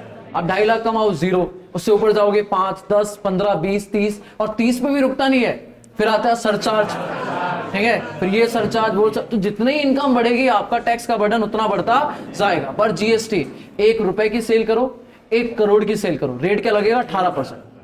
टैक्स का रेट क्या है? Same, that is 18% irrespective of the sale amount, clear है। तो डीएसटी क्या है? रिग्रेसिव नेचर है। डिपार्टमेंट पता है आपको? हाँ जी, सीबीडीटी क्या है? Central board of direct tax. और व्हाट अबाउट इनडायरेक्ट टैक्स? सीबीआईडी। हराम तो फुल फॉर्म बताओ। कह रहे हैं हमारा तो वेट ही पता ना। पहले एक एक करके हैंड रेस करको जिसको पता हो। CBIC है डिपार्टमेंट नालायक को, आई कर रहे CBDT है तो IT हो गया है, यही होगा। हाँ central board of indirect council, indirect हाँ जी, central board of indirect tax and custom, ठीक है। आई का डिनोट इनडायरेक्ट टैक्स, वो काउंसिल ले गया, ठीक है। काउंसिल मेंबर का इलेक्शन करा रहा हूं मैं, ठीक है। हाँ जी, CBIC, ठीक है, central board of indirect tax and custom, ठीक है पक्का। इस बार जो अपने ICA में वाइस प्रेसिडेंट है नंदा, ठीक है, इलेक्शन में हमने वोट दिए, ठीक है। इनको चेयर काउंसिल मेंबर हम लोग उसको प्रमोट कर रहे थे उनको, ठीक है। हाँ मेरे ही वोट से जीते हैं। हाँ CBIC, तो CBIC है central board of indirect tax and custom. याद रखना ये अपने काम की चीज है, ठीक है। एग्जाम में ये MCQ जो है ना वो यहीं से बनेंगे, ठीक है। कीबोर्ड के आप लोग CBIT, ठीक है, वो काउंसिल लिख के आ जाएगा, ठीक है। हाँ तो भाई ऐसे मत करना, ठीक है। अच्छा आपने एक वर्ड सुना होगा असेसमेंट ईयर, है ना, सुन लिया। इनकम टैक्स में कभी भी जो टैक्स होता है वो करंट ईयर का नहीं होता, वो किसका होता है, प्रीवियस ईयर का होता है। In the current year assess होता है, करंट ईयर क्या होता है, असेस। तो यहाँ पे कॉन्सेप्ट होता है प्रीवियस ईयर और असेसमेंट ईयर का, ठीक है। लेकिन GST में यह सिर्फ करंट ईयर, यहाँ पे इस साल का टैक्स इसी साल देना पड़ेगा। टैक्स साल का भी नहीं होता, यहाँ तो मंथ वाइज चलता है। तो क्या चलता है, मंथ। तो यहाँ प्रीवियस ईयर असेसमेंट ईयर का कोई कॉन्सेप्ट नहीं है, यहाँ पे सिर्फ क्या है, करंट ईयर। और भी बहुत डिफरेंस है बट अपने लिए इतना काफी है, ठीक है। तो मैंने आपको कुछ बेसिक बातें करी है, जल्दी मुझे फटाक से बताओ अभी तक मैंने क्या क्या बातें करी। मैंने क्या क्या करा, मैंने कहा सर आपके जो गुड GST का फुल नेम है वो क्या है, गुड्स एंड सर्विसेज टैक्स, ठीक है। अपन लोग एक्ट पढ़ रहे हैं और लॉ पढ़ रहे हैं। लॉ में कितनी चीजें, 4 अपने लिए, पहला एक्ट एंड रूल, दूसरा नोटिफिकेशन, तीसरा सर्कुलर एंड एक्सप्लेनेशन और चौथा जज। अपने को भी 3 ही पढ़नी है, ठीक है। नोटिफिकेशन क्यों आती है, for any addition deletion alteration, ठीक है। सर्कुलर एक्सप्लेनेशन क्यों आते हैं, for clarification of any doubt या मीनिंग, क्लियर है। और मैंने कहा जो अपने लिए टैक्स है वो टैक्स का मतलब क्या है, कंपलसरी पेमेंट ले रही है गवर्नमेंट, किसमें, अंडर एनी लॉ। अभी बात करेंगे इसके ऊपर और डिस्कशन, कॉन्स्टिट्यूशन के ऊपर बात करेंगे, ठीक है। फिर मैंने कहा अपने पास टैक्स के नाम पे कितने टैक्स हैं, 2, एक डायरेक्ट टैक्स और एक इनडायरेक्ट टैक्स। अगर टैक्स लेवी और टैक्स बर्डन जिस पे लग रहा है और जिसकी जेब से जाएगा वो सेम है, पेमेंट की बात नहीं कर रहा, पे कोई भी करे, ठीक है, लेकिन लग मुझ पे रहा है और मेरी जेब हल्की होने वाली है तो अल्टीमेट वो क्या है, डायरेक्ट टैक्स। और मुझ पे लग रहा है लेकिन जेब किसी और की हल्की होगी, मैं किसी और से लेके दूंगा तो फिर वो क्या है, इनडायरेक्ट टैक्स। डायरेक्ट टैक्स में हमारे पास कौन सा है, इनकम टैक्स। और इनडायरेक्ट टैक्स पे अपने पास अभी कितने हैं, 2, एक GST और एक कस्टम। कस्टम किस पे लगता है, इंटरनेशनल ट्रेडिंग पे, ठीक है। और इंडियन ट्रेडिंग डोमेस्टिक पे किस पे लगता है, GST, ठीक है। थोड़ा बहुत लगता है, ऐसा नहीं है कि GST इंटरनेशनल पे नहीं लगता है, लेकिन मोस्टली इंटरनेशनल पे क्या लगता है, कस्टम। आगे बढ़ना, डिफरेंस की बात करें तो एक तो मीनिंग में डिफरेंस है, दूसरा इनकम टैक्स क्या है, प्रोग्रेसिव, GST क्या है, बोल क्यों नहीं रहे हो भाई, क्या होगा, हाँ जी क्या कर रहा है, अपनी फोटो मत बना और पेज खराब हो जाएगा, ठीक है, नालायक। इधर देखो ध्यान यार, ऐसा लग रहा है जैसे हो गया पढ़ लिया चलो, ठीक है। हाँ जी रिवाइज कराओ ना। पहला प्रोग्रेसिव क्या है, इनकम टैक्स, और रिग्रेसिव क्या है, GST। अगर डिपार्टमेंट बात करूं तो इनकम टैक्स का क्या है, फुल फॉर्म बोलो, central board of direct tax. और इनडायरेक्ट टैक्स का क्या है, CBIC। दोनों का एक ही है, ठीक है, GST और कस्टम का दोनों का एक ही है, central board of indirect tax and custom. Assessment ये प्रीवियस ईयर के कॉन्सेप्ट कहां मिलेंगे, इनकम टैक्स में। यहां सिर्फ क्या मिलेगा, करंट ईयर, यहाँ तो करंट ईयर का टैक्स करंट ईयर में, ठीक है। चलो ये थोड़ी बातें लिख लेते हैं, फिर कुछ बातें नहीं करते, ठीक है। लिखो जल्दी से, ठीक है। फुल फॉर्म लिखना, goods and services tax,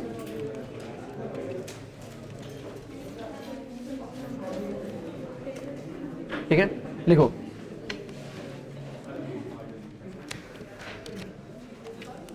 eight, चलिए लिखो CA इंटरमीडिएट लेवल,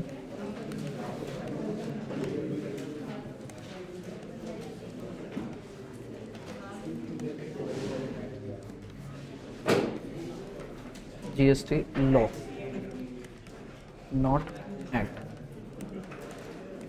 फॉलोइंग लिखते जाओ बेटा, फॉलोइंग और कवर्ड अंडर GST लॉ। बेटा बात है नहीं प्लीज, ठीक है। पहला GST act and rules, second बात है नहीं, नोटिफिकेशंस, तीसरा circular and explanation.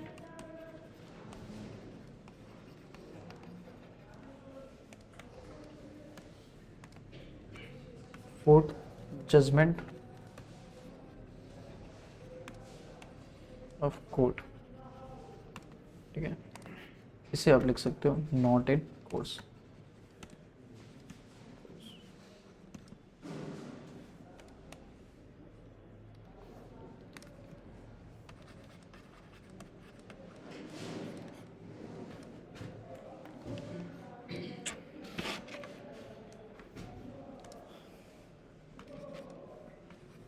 and notifications are issued by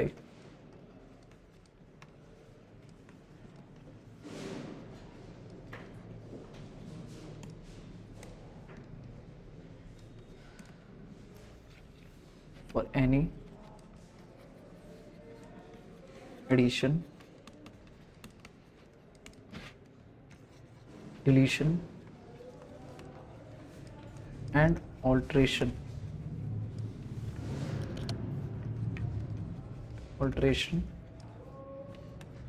in the existing law,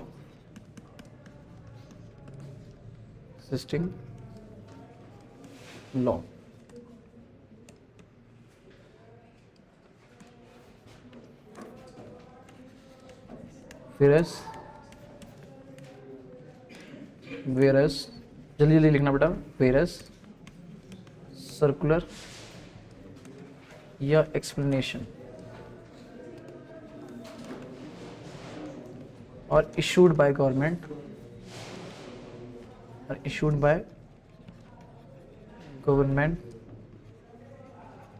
for any clarification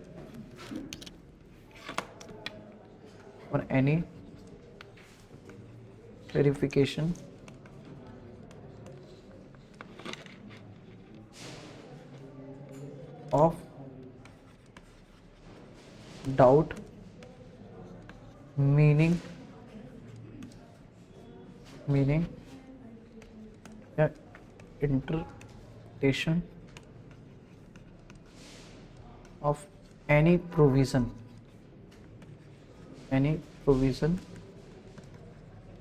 of existing law,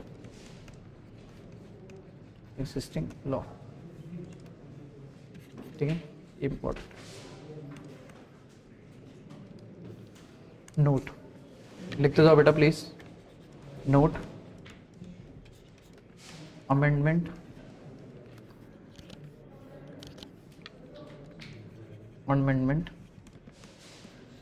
applicable in November 2024 exam।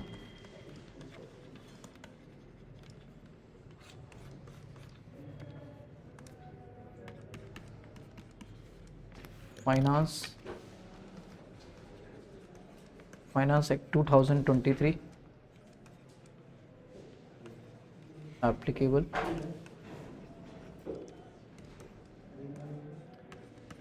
all notification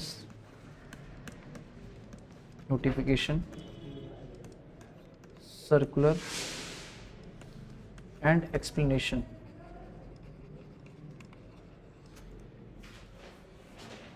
up to 31st May 2024, that is before 6 months of exam।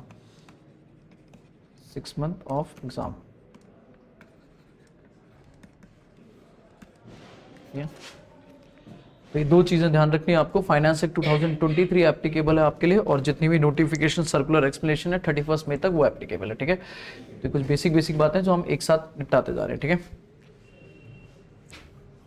अब आप fresh page से लिखना खत्म करते ही।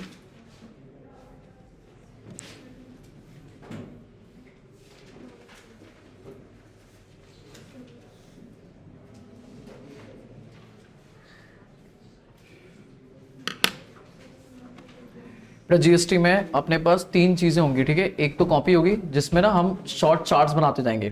ठीक है। जैसे मैं समझाऊंगा तो चार्ट्स बना बना के समझाता जाऊंगा, ठीक है। तो वो आपको कॉपी लेके आनी है। जैसे कोई भी प्रोविजंस होंगे उनको प्रोविजंस की समरी बनेंगे चार्ट के थ्रू, ठीक है। जैसे कुछ चैप्टर्स हैं उनमें कुछ सेक्शंस हैं, उन सेक्शंस को एक बार में चार्ट के थ्रू बनाते जाएंगे, ठीक है। तो आपकी कॉपी क्या हो जाएगी, एक तरह की चार्ट बुक हो जाएगी, ठीक है। तो आपको लास्ट टाइम में जो रिवीजन करने के लिए काम आएगा वो क्या आएगी, आपकी कॉपी, ठीक है। तो आप कॉपी उठाओगे और अपने चार्ट्स रिवाइज करते जाओगे, ठीक है, जो जो मैंने चार्ट्स क्लास में बनवाए होंगे, ठीक है। साथ में क्वेश्चंस के लिए आपको मिल जाएगी बुक, ठीक है, वहां से उसमें एक्सप्लेनेशन भी है, बट एक्सप्लेनेशन मेन मैं यूज करूंगा स्टडी मैट की, ठीक है। तो आप दोनों चीज लेके आओगे, क्वेश्चंस जिस दिन क्वेश्चन कराऊंगा उस दिन बुक लेके आओगे मेरी वाली, ठीक है, जो मैं दूंगा। और जब हम नॉर्मल पढ़ा करेंगे तो स्टडी मैट से करेंगे, ठीक है। प्लीज कोशिश करना स्टडी मैट को ही कवर करने की, ठीक है, क्योंकि आपका स्टडी मैट में से छप के क्वेश्चंस आते हैं, ठीक है। और सबसे ज्यादा डिटेल्ड में क्या है, स्टडी मैट है, उससे ज्यादा डिटेल्ड वर्जन कहीं नहीं मिलेगा आपको, ठीक है। उन्होंने पूरा का पूरा बेयर एक्ट छाप रखा है, उसके प्लस साथ में पूरा का पूरा एनालिसिस पार्ट छाप रखा है, ठीक है। सबसे बेटर है आप उसे ही कवर करो, ठीक है। और आप जितने भी रैंक्स वगैरह बच्चे जो ला रहे हैं उन सबसे पूछोगे तो टैक्सेशन के लिए सबसे बेस्ट बुक क्या है, स्टडी मैट, ठीक है। उससे ज्यादा आपको कुछ भी नहीं। तो कोई ऑथर की बुक के पास नहीं जाना आपको, ठीक है, कोई एक्स्ट्रा ऑथर वगैरह की, क्वेश्चंस आपके वही कवर करेंगे सारे, study mat, RTP, past year exam और साथ में स्कैनर, ठीक है। पर मेनली अभी यहाँ पे काम करते हैं, ठीक है। तो ठीक है, आगे लिखो, नया पेज से टैक्स, ठीक है। टैक्स का मतलब लिखो कंपलसरी, थोड़ी सी चीजें लिखवा रहा हूं मैं, compulsory payment to the government under any taxation law, under any taxation law, ठीक है। तो उसे हम क्या बोलते हैं, टैक्स। जनरली मेरे लिए टैक्स कितने तरीके के हो जाएंगे, दो। एक अपने लिए क्या हो जाएगा, direct tax,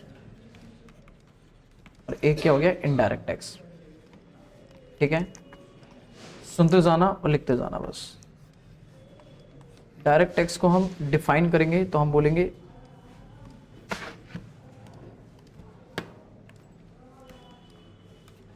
if tax levied and tax burden और borne by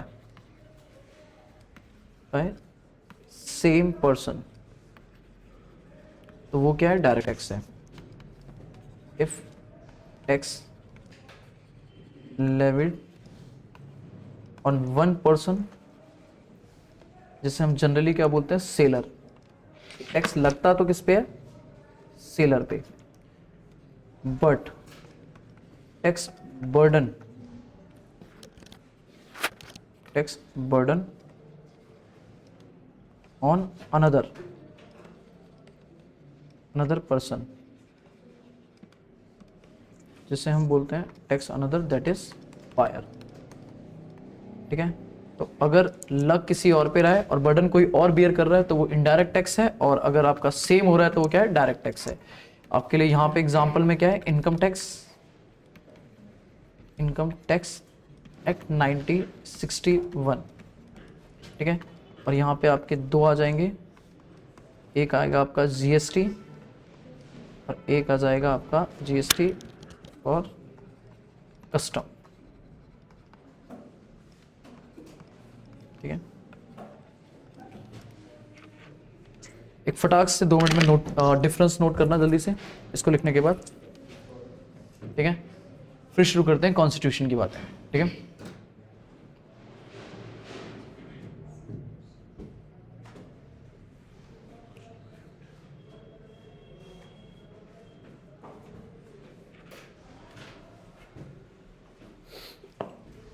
बेटा जीएसटी ना आपको ज्यादा मजा आएगा in comparison to other subject, मतलब लाइक अकाउंट्स की बात करूं तो अकाउंट्स से ज्यादा आपको मजा जीएसटी में आएगा पढ़ने में, क्योंकि दो रीजन है इसके। एक तो ना इसमें ज्यादा ऐसा नहीं है कि बहुत टेक्निकल है, ठीक है, कि आप जाओगे टेक्निकल चीजें, आपको नॉलेज जैसा पढ़ने को मिलेगा, जैसे आपको लगेगा कि हाँ आप आ रहे हो और आप कुछ नई नॉलेज ऐड करके जा रहे हो, ठीक है। डेली बेसिस में आपके अंदर जीएसटी से रिलेटेड या आपको टैक्सेशन सिस्टम से रिलेटेड नई नॉलेज मिलती जा रही है, ठीक है।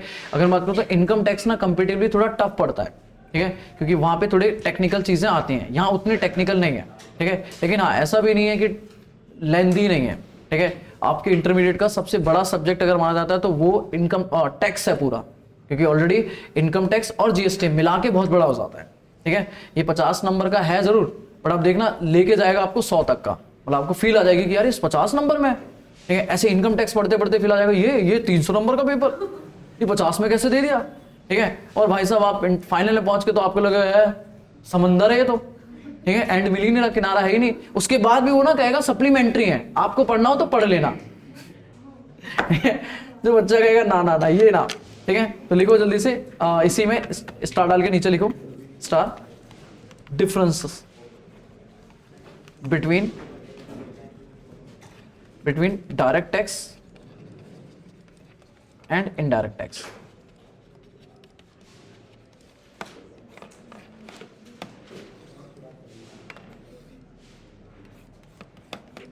ठीक है, बेसिस डायरेक्ट टैक्स और इनडायरेक्ट टैक्स। पहला मीनिंग, ठीक है, तो यहां पे tax levied and burden are on same person है। यहां पे टैक्स लेविड एंड बर्डन, बेटा पीछे और ऑन डिफरेंट पर्सन। शानू नालायक है ना, ये बोला ना मैंने, शानू तारीफ करी ना मेरी, है ना, ठीक है। सेकंड नहीं, लिखने के लिए नहीं बोलना, बस मैं वैसे बोल रहा हूँ नालायक, ठीक है। हाँ जी, नेचर में अगर जाओगे आप, नेचर में तो ये क्या है, प्रोग्रेसिव नेचर है, प्रोग्रेसिव नेचर है, ठीक है। और ये क्या है, रिग्रेसिव नेचर है, रिग्रेसिव नेचर है, ठीक है। मैं इसको एक्सप्लेन नहीं कर रहा, नॉर्मल समझ जाओगे ना। प्रोग्रेसिव मतलब टैक्स रेट बढ़ता है अकॉर्डिंग टू द इनकम, और रिग्रेसिव में कंसिस्टेंट रहता है, ठीक है। डिपार्टमेंट में जाओगे आप, ठीक है, तो यहां पे मिलेगा central board of direct tax, central board of direct tax, जिसे आप शॉर्ट में बोल देते हो CBDT,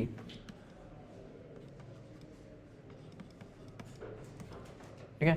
और यहां मिलेगा central board of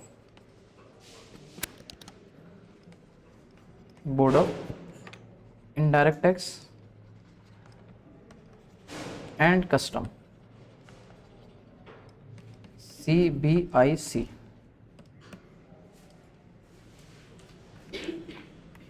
concept of previous year and assessment year, तो यहां तो एप्लीकेबल है, यहाँ एप्लीकेबल है और यहाँ नॉट एप्लीकेबल। यहाँ कोई ऐसा कॉन्सेप्ट नहीं है असेसमेंट ईयर और प्रीवियस ईयर का, ठीक है। डिफरेंसेस और भी हैं, बट मेरे को लगता है इतने में काफ़ी है, ठीक है। यहाँ तक मुझे लगता है मैंने आपके साथ ऑलमोस्ट बेसिक बातें तो डिस्कस कर ली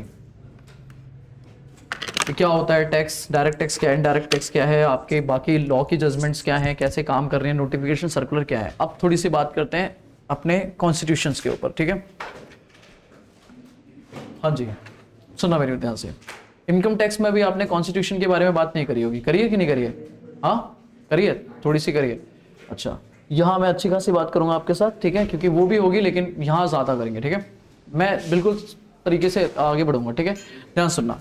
आपको मैं थोड़ी सी बातें करता हूँ, आप लिखना बंद करेंगे, आराम से पहले एक्सप्लेन करेंगे और फिर बातें धीरे धीरे करेंगे, ठीक है। मैं कहता हूँ जब भी हम बात करते हैं कॉन्स्टिट्यूशन की, ठीक है, तो हिंदी में बोले तो संविधान, कॉन्स्टिट्यूशन ऑफ इंडिया, ठीक है। और कब आया हमारा कॉन्स्टिट्यूशन? 1949 में या 50 में? 50 में, ठीक है। 49 में आ गया था, लेकिन एक्चुअल में पब्लिश कब हुआ? 50 में, ठीक है। वो कहा जाता है कि 1949 को हाँ मान लिया था, लेकिन पॉइंट इज आते आते उसे 50 तक हो गया था, ठीक है। अब सर ध्यान सुनना, ठीक है, ये यहाँ पे क्यों बातें हो रही है? तो है मेरा चैप्टर का कंटेंट है, ठीक है, मेरे चैप्टर का कंटेंट है, इसलिए बातें हो रही है और कई सारे यहाँ पे बात होगी, ठीक है। आप जैसे ही आप कोई भी लॉ पढ़ते हो तो लॉ में क्या होते हैं? सेक्शंस होते हैं। लॉ में क्या होते हैं? सेक्शंस। आर्टिकल, कॉन्स्टिट्यूशन में होते हैं आर्टिकल, ठीक है। आपने जैसे स्टार्टिंग के आर्टिकल पढ़ेंगे तो आपको राइट समझ आ जाते हैं कि भाई हमारे एक आम आदमी के, नागरिक के क्या राइट है, right to free speech, right to education, right to live, ये सारे राइट हैं। ऐसी कॉन्स्टिट्यूशन में ना कुछ आर्टिकल हैं जो आपके टैक्सेशन एरिया को डिफाइन करते हैं, ठीक ठीक है, गवर्नमेंट्स को पावर देते हैं कि भैया किस गवर्नमेंट को क्या पावर है, क्या गवर्नमेंट लॉ बना सकती है नहीं। तो लॉ से रिलेटेड जितने भी हैं वो कॉन्स्टिट्यूशन में कुछ बातें हैं। ठीक है, आपको पता है अगर मैं नॉर्मल बात करूं तो हमारे इंडिया में जो भी लॉ बनता है, हमारे इंडिया में जो भी लॉ बनते हैं वो दो तरीके से बनते हैं। एक होते हैं जिन्हें आप बोलते हो सेंट्रल लॉ, क्या बोलते हो, सेंट्रल लॉ, और एक होते हैं जिन्हें आप बोलते हो स्टेट लॉ, क्या बोलते हो, स्टेट लॉ। मतलब अगर बोला जाए सेंट्रल लॉ तो वो कौन बना रहा होगा, सेंट्रल गवर्नमेंट, बोलोगे हाँ है ना।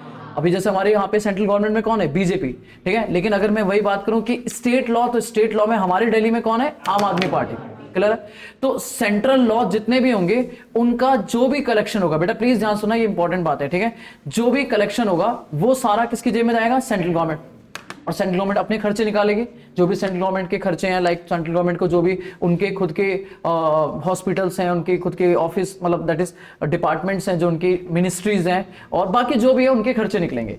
तो जितने भी सेंट्रल लॉ के कलेक्शन है वो कहां जाते हैं, सेंट्रल गवर्नमेंट, और जितने भी स्टेट लॉ के कलेक्शन है वो किसके जाते हैं, स्टेट गवर्नमेंट को। सीधा सीधा हिसाब है इंडिया में, क्लियर है। दो ही तरीके के लॉ बनेंगे, एक सेंट्रल लॉ और एक स्टेट लॉ। सेंट्रल लॉ कौन बनाएगा, सेंट्रल गवर्नमेंट, तो उसका पैसा भी किसके पास जाएगा, सेंट्रल के पास। स्टेट लॉ कौन बनाएगा, स्टेट गवर्नमेंट, और उसका पैसा कहां जाएगा, स्टेट, क्लियर है, पक्की बात है। आपको पता है जीएसटी आने से पहले, जीएसटी आने से पहले ऑलमोस्ट 14 लॉ को जीएसटी ने खत्म किया, ठीक है। ऑलमोस्ट 14 लॉ को सबस्यूम्ड कर दिया, मतलब दैट इज कन्वर्ट कर दिया एक ही लॉ में, क्लियर है।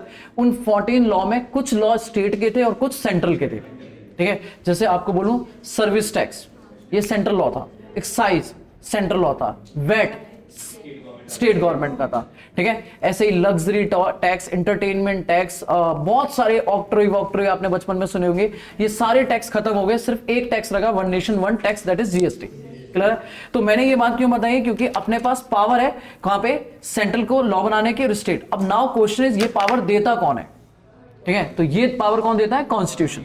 ये पावर कौन देता है, कॉन्स्टिट्यूशन। और कॉन्स्टिट्यूशन के कुछ आर्टिकल्स में ये बातें लिखी हुई है, ठीक है, जिनमें से मुझे कुछ आर्टिकल आपको पढ़ाने, जिसमें सबसे पहला आर्टिकल जो आपके सामने मैं लेके आ रहा हूं वो है आर्टिकल नंबर 245, आर्टिकल नंबर 245, ठीक है। इस आर्टिकल में क्या लिखा है, आराम सुनना, ठीक है। हमें आर्टिकल के अंदर नहीं जाना है, हमें ऊपर ऊपर से आर्टिकल को पढ़ना है, लेकिन आर्टिकल के बारे में डिस्कशन करना है। इस आर्टिकल में लिखा है टू द एक्सटेंट, इस आर्टिकल की लाइनिंग क्या है, to the extent of law that can be that parliament या state assembly can be made, ठीक है। आपको बिल्कुल रटने वाली बात है नहीं, ठीक है, बस सुनना है। कह रहा भैया देखो, पहली बात पार्लियामेंट और स्टेट असेंबली। पार्लियामेंट को यहां पे रिप्रेजेंट किया जाता है सेंट्रल गवर्नमेंट से। किसे किया जाता है, जहां जहां लॉ में पार्लियामेंट लिखा होगा इसका मतलब वो किसको रिप्रेजेंट कर रहा है, सेंट्ल गवर्नमेंट। और जहां जहां स्टेट असेंबली लिखा होगा वहां वहां किसको कर रहा है, स्टेट। क्योंकि पार्लियामेंट बोले तो लोकसभा, पार्लियामेंट बोले तो लोकसभा, और लोकसभा किसको रिप्रेजेंट करती है, सेंट्रल गवर्नमेंट। और स्टेट असेंबली बोले तो राज्यसभा, और राज्यसभा किसको रिप्रेजेंट करती है, दैट इज एमएलए बोले तो अभी मैंने बात करी, दैट इज अपनी स्टेट गवर्नमेंट को। तो कह रहा है भैया आर्टिकल 245 में लिखा है कि ये हेडिंग है, ये उस आर्टिकल की क्या है, हेडिंग है। इसके अंदर क्या लिखा हुआ है, इसके अंदर लिखा है कि पार्लियामेंट बोले तो सेंट्रल गवर्नमेंट, पार्लियामेंट बोले तो सेंट्रल गवर्नमेंट, और स्टेट असेंबली बोले तो state government, that is state government. कह रही जो भी लॉ बनाएगी उस लॉ का टू द एक्सटेंट मतलब जुडिक्शन कहां तक रहेगी, मतलब वो लॉ कहां तक एप्लीकेबल रहेगा।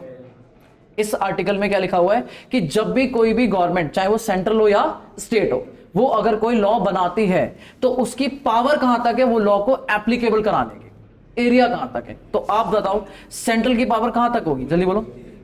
ये क्या हो गया, सेंट्रल की पावर कहां से होगी, होल इंडिया, ठीक है, या पार्ट ऑफ इंडिया, या पार्ट ऑफ इंडिया।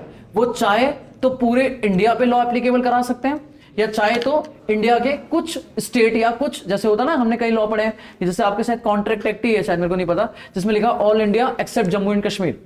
आपने ऐसे लॉ पढ़ेगा, अब नहीं होता, पहले था कि जितने भी आपके लॉ थे, कई लॉ जम्मू एंड कश्मीर पे एप्लीकेबल नहीं होते। फॉर एग्जांपल अगर लाइक बीजेपी का चाहे कि एक लॉ बनाते हैं जो सिर्फ इंडिया के नॉर्थ रीजन पे लगेगा, किस पे लगेगा, नॉर्थ, तो वो बना सकती है, वो क्या है, बना सकते हैं। तो उनके पास क्या है पावर कि वो जो भी लॉ बनाएंगे वो लॉ या तो पूरे इंडिया पे एप्लीकेबल करा सकते हैं या इंडिया के किसी पार्ट पे। स्टेट असेंबली की बात करूं, अगर स्टेट गवर्नमेंट की बात करूं, तो वो किस पे कर सकते हैं, होल स्टेट या पार्ट ऑफ स्टेट। जैसे दिल्ली गवर्नमेंट है, जैसे दिल्ली गवर्नमेंट है, तो वो अगर कोई लॉ बनाती है तो उनकी मैक्सिमम पावर कहां तक है? पूरी दिल्ली तक।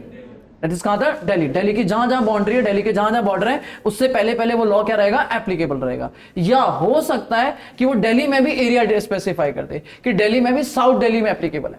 सर किस में एप्लीकेबल है? साउथ दिल्ली में है, बदरपुर में एप्लीकेबल है। दैट मीन्स वो या तो पूरे स्टेट पे कर सकते हैं या दिल्ली। आ रही है समझ में? अब नाउ मेरा एक क्वेश्चन आ जाता है, सर स्टेट पे तो हमें ज्यादा डिस्कशन करनी नहीं, क्योंकि स्टेट की बाउंड्री आपको मैप में दिख जाती है, ठीक है, अपने इंडिया के मैप में दिख जाती है। What about India? इंडिया कहां तक है? तो आपको इंडिया का फिर डेफिनेशन आता है, ठीक है। इंडिया का मैप बनाऊंगा मैं, हंसना मत, ठीक है। हाँ ठीक है, कुछ मैं बनाता हूं, ऐसे ऐसे करके बनेगा, ऐसे ऐसे करके, ठीक है। ओए सही बन रहा है, थोड़ा सही तो बना है ना? अच्छा नहीं बना है, ठीक है। अब ऊपर बनाता हूं, ऐसे ऐसे करके, ठीक है। अब वो ऊपर चला गया। जो भी है थोड़ा बहुत आइडिया, हाँ ठीक है, ये हो गया। हाँ नालायक, हाँ ठीक है। मैंने कहा बस बस बस, कह रहे चाइना मिला लिया। ठीक है, हाँ सुनो ना, ये अपने इंडिया का क्या है? Land part. ये मैंने जो इसे बोलते हैं बेस लाइन, बेटा इधर दोनों, इसे क्या बोलते हैं? Base line. इसे क्या बोलते हैं? Base line. तो ये जो लाइन जो है ना मैप में, दिस इज मैप, इसे बोलते हैं, ये इंडिया का क्या है? Land part. इसके अलावा क्या है? पानी है। इसके अलावा क्या है? पानी। हम कहते हैं इंडिया का लैंड पार्ट, इंडिया के उसके ऊपर का स्पेस पार्ट, एरियर्स पे, वो इंडिया है, ठीक है। मतलब अगर यूएस का कुछ भी उड़ता फिरता यहाँ इंडिया के ऊपर आ गया तो इंडिया उसे रख सकती है। क्यों? क्योंकि वो इंडिया की टेरिटरी में आ गया, है ना। पॉइंट्स पतंग उड़ाते उड़ाते तुमने पाकिस्तान पहुंचा दी, तो भाई मेरा पाकिस्तान की हो गई, फिर तुम लड़ाई नहीं कर सकते हमारी पतंग, ठीक है ना। ऐसे ही अगर उनकी आ गई, ठीक है, तो यहाँ हमारी हो गई, है ना। जैसे अभी हुई थी ना, वो कौन सी थी, वो एक आई तो थी, शादी करके आ गई थी, सीमा। देख रहा है, मैं कह रहा हूँ एक्सपीरियंस है, इसे हर चीज का एक्सपीरियंस है, ठीक है। पूरा नाम बता दे, सीमा हैदर, ठीक है। बच्चे बच्चे, हस्बैंड हस्बैंड, ठीक है, हाँ, डेट ऑफ बर्थ, ठीक है। तो पॉइंट इज वो यहाँ आ गई थी, बट ऑफ कोर्स वो उसको यहाँ का रेजिडेंट दे देते, पॉइंट इज, बट वो सही तरीके से नहीं आई। अभी वो छोड़ो। तो पॉइंट ये कि लैंड पार्ट हो गया और एयर पार्ट हो गया। अब जो ये वाटर टेरिटरी है, क्या ये भी इंडिया का पार्ट है? The answer is yes.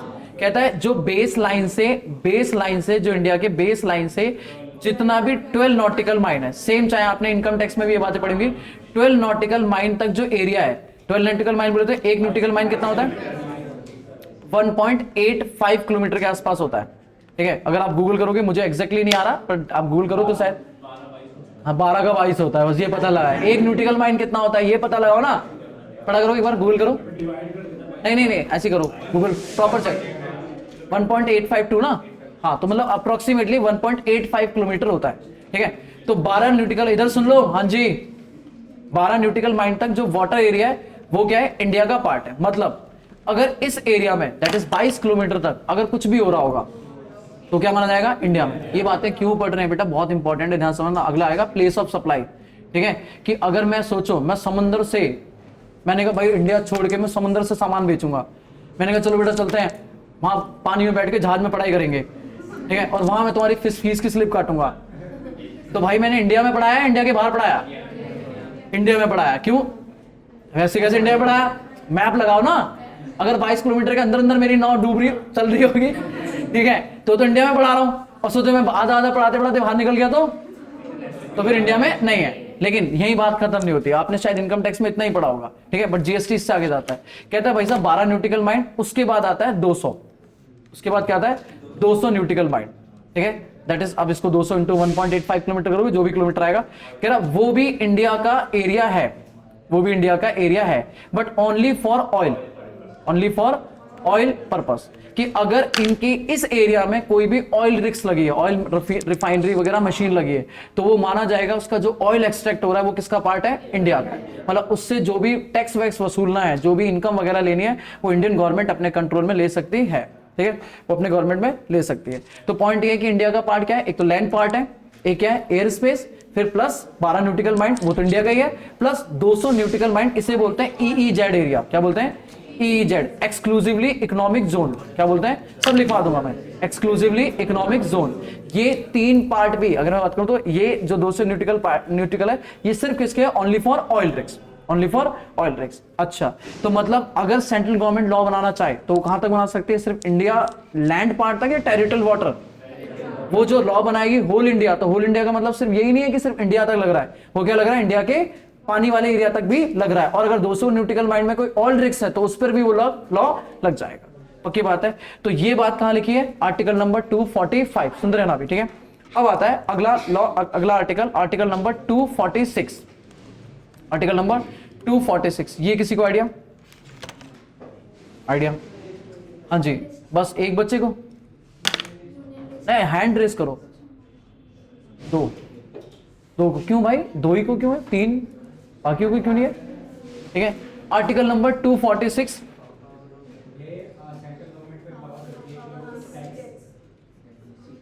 ये क्या बता रहे हो भाई ना, ये तो है नहीं आर्टिकल 246, पावर टू नहीं, ये भी नहीं है, वो तो 265 है, वो तो आर्टिकल 265 है। हाँ लिस्ट वाली बात है, बट यहाँ पे हाँ लिस्ट वाली बात है, बट वो इस तरीके से नहीं है, वो कहता है सब्जेक्ट मैटर, क्या कहता है, subject matter on which parliament या स्टेट असेंबली, पार्लियामेंट बोले तो सेंट्रल गवर्नमेंट, पार्लियामेंट या स्टेट असेंबली मेक लॉ, मतलब वो मैटर जिन पे अभी तक तो क्या रहा था, वो एरिया कहां तक बना सकती है, अपॉइंट इज लॉ किन किन पे बना सकती है, क्या सेंट्रल गवर्नमेंट किसी पे भी लॉ बना सकते हैं, आंसर इज नो, क्या स्टेट किसी पे बना सकते हैं, आंसर इज नो। ये आर्टिकल में लिखा है 246 में, ये इन्होंने मैटर लिखे कि ये कुछ मैटर हैं जिन पे कौन बनाएगी, सेंट्रल, ये कुछ मैटर है जिन पे कौन बनाएगी, स्टेट। सोच के देखो बी आर अम्बेडकर को क्यों हम लोग इतना बोलते हैं, रीजन ये कि उस बंदे ने आगे तक के बारे में सोच लिया, अगले 50 साल तक का सोच लिया कि भैया किस किस मैटर पे लॉ बनाया जा सकता है और वो किसको बनाना चाहिए किसको नहीं, ठीक है। जैसे दारू स्टेट बनाएगी, ठीक है, क्योंकि अल्टीमेट दारू का जो वो है,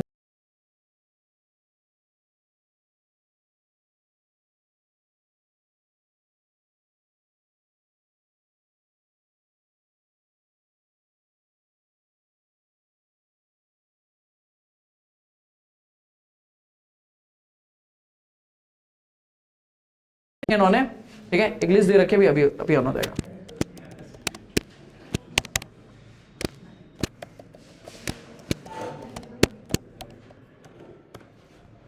ठीक है।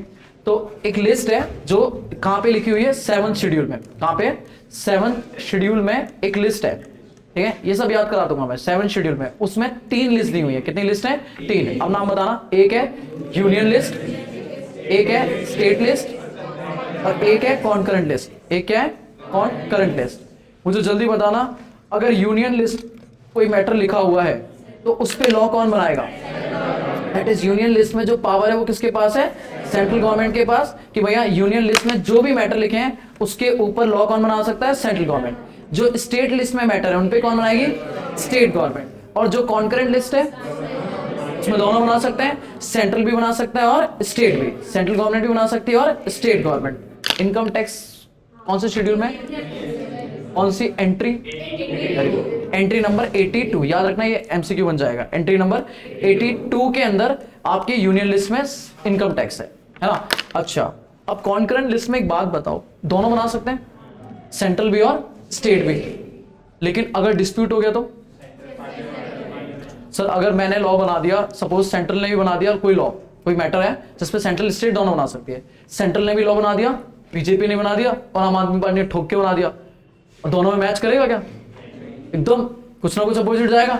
अब लॉ में डिस्प्यूट हो गया, वो कह रहे हैं ऐसा करना है और स्टेट लॉ का कह रहा है ऐसा नहीं करना, क्लियर, तो प्रिवेल कौन करेगा, सेंट्रल गवर्नमेंट। ये बात कहां लिखी है, आर्टिकल नंबर 254, कहां लिखी है बेटा, आर्टिकल नंबर 254 कहता है अगर इन दोनों में डिस्प्यूट आ गया, इन दोनों में क्या आया, डिस्प्यूट, तो आपका जो लॉ प्रिवेल करेगा, जो लॉ प्रिवेल करेगा मतलब जिसकी बातें मानी जाएंगी वो कौन है, ऑफ सेंट्रल गवर्नमेंट, ठीक है।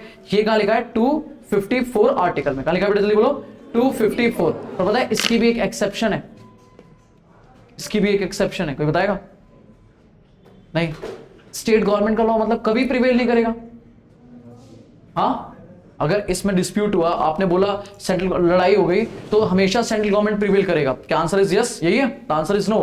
ठीक है, इसमें प्रेसिडेंट के पास पावर है, इसके पास पावर है president. Except law prevail of central government law prevail except president consent. अगर प्रेसिडेंट ने बोल दिया कि नहीं, लॉ किसका प्रिवेल करेगा? स्टेट का। तो किसका प्रिवेल करेगा? स्टेट का। ये आर्टिकल में लिखा हुआ है कि नॉर्मली अगर प्रेसिडेंट कुछ नहीं बोल रहा है तो किसका लॉ चलेगा? सेंट्रल का। लेकिन अगर प्रेसिडेंट की अप्रूवल है स्टेट के पास तो फिर किसका लॉ चलेगा? बट ऐसा कभी होगा नहीं। पूछो क्यों? क्योंकि जो एमपीज हैं वही इलेक्ट करते हैं किसको? प्रेसिडेंट को। तो अल्टीमेट बीजेपी ही इलेक्ट कर रही है किसको? प्रेसिडेंट को। तो कभी प्रेसिडेंट ये बोलेगा तुम्हारा लॉ नहीं। ठीक है, ऑफ कोर्स उन्हीं का लॉ। ठीक है, चलो तो मैंने क्या क्या बातें करी अभी तक? जल्दी बोलो, कितने आर्टिकल डिस्कस करें? 3 है ना, 3 ही हुआ ना भाई। आर्टिकल नंबर 245 क्या बोलता है? लॉ कोई भी बनाए, सेंट्रल या स्टेट, पर कहां तक बना सकती है? सेंट्रल कहां तक बना सकती है? होल इंडिया या पार्ट ऑफ इंडिया। स्टेट कहां तक बना सकती है? होल स्टेट या पार्ट ऑफ स्टेट। ठीक है, इंडिया के डेफिनेशन के हिसाब से इंडिया कहां तक है? बेस लाइन का लैंड पार्ट और air part plus territorial water कब तक? अप टू 12 नॉटिकल माइल, और एक्सक्लूसिवली इकोनॉमिक जोन 200 न्यूटिकल माइल तक। उनमें जो भी ऑयल रिग्स हैं वो सारे इंडिया का पार्ट है। ठीक है, 246 subject matter, that is central या स्टेट जो लॉ बनाएगी वो किन मैटर पे लॉ बना सकती है, उसकी लिस्ट दी हुई है। लिस्ट कहां पे लिखी हुई है? शेड्यूल 7 में। कितनी लिस्ट है? 3, सेंट्रल, स्टेट और सॉरी यूनियन, स्टेट और कॉन्करेंट। यूनियन में कौन बनाएगा? सेंट्रल। स्टेट में कौन बनाएगा? स्टेट। और कॉन्करेंट में दोनों बना सकते हैं, लेकिन अगर डिस्प्यूट आया तो प्रिवेल कौन करेगा? Central, provided president approval now. Provided president approval now. इसी में एक और आर्टिकल आता है, बस लास्ट आर्टिकल आज मैं डिस्कस करूंगा, आर्टिकल नंबर 248। सुना है? This is residuary. This is residuary. Residuary का मतलब क्या है? अगर 247 में सॉरी 246 के अंदर कोई मैटर रह गया है। अब एक बात बताओ ना यार, इतना भी थोड़ी ना कोई एडवांस होगा कि वहां पे 1950 में बैठ के वो पता लगा लेगा कि कभी कोई जरूरत ही नहीं पड़ेगी। कोई तो ऐसा मैटर होगा ना जो बेटा चुईया गई अंदर से, हाँ गई तो है है ना? हाँ मजाक कर रहा हूँ, सीधी चली गई है। ठीक है, हाँ जी। मैंने कहा कोई आर्टिकल मतलब अब 1950 है, सच में है? अच्छा हाँ भाई, क्यों नहीं डरते? ठीक है, आ जाओ इधर, आ जाओ जल्दी जल्दी इधर आ जाओ। ठीक है, हाँ चुईया मार के थोड़ी ना खाता हूँ मैं डरता नहीं हूँ। मैं रोहित क्या डरता, हम तो उठाते हैं आप। ठीक है, पहले 10-15 चुईया तो मैं रोज खा लेता हूँ अपने घर की। ठीक है, आर्टिकल 246 में कोई मैटर लिखा है जो यूनियन लिस्ट में, स्टेट लिस्ट में या कॉन्करेंट में है। अगर अब देखो ना 1950 में बैठ के कोई इतना थोड़ी ना अंदाजा लगा सकता है कि भैया कोई मैटर के अलावा कोई मैटर बनेगा नहीं। तो उन्होंने एक आर्टिकल छोड़ा, क्या? 248। क्या छोड़ा? 248 कि भैया इसके अंदर अगर कोई सब्जेक्ट मैटर, कोई भी मैटर ऐसा है जो आपके यूनियन या मैं बोलूं तो आपके शेड्यूल 7 में नहीं है, ये शेड्यूल 7 में नहीं है बोले तो आर्टिकल नंबर 246 में मेंशन नहीं है, तो वो कहां जा सकता है? 248 में। बट पता है इन्होंने एक बहुत बड़ी बात कर दी वहां पे, क्या कहता है? इस मैटर पे लॉ सिर्फ कौन बनाएगा? Law made by parliament. सिर्फ कौन बनाएगी?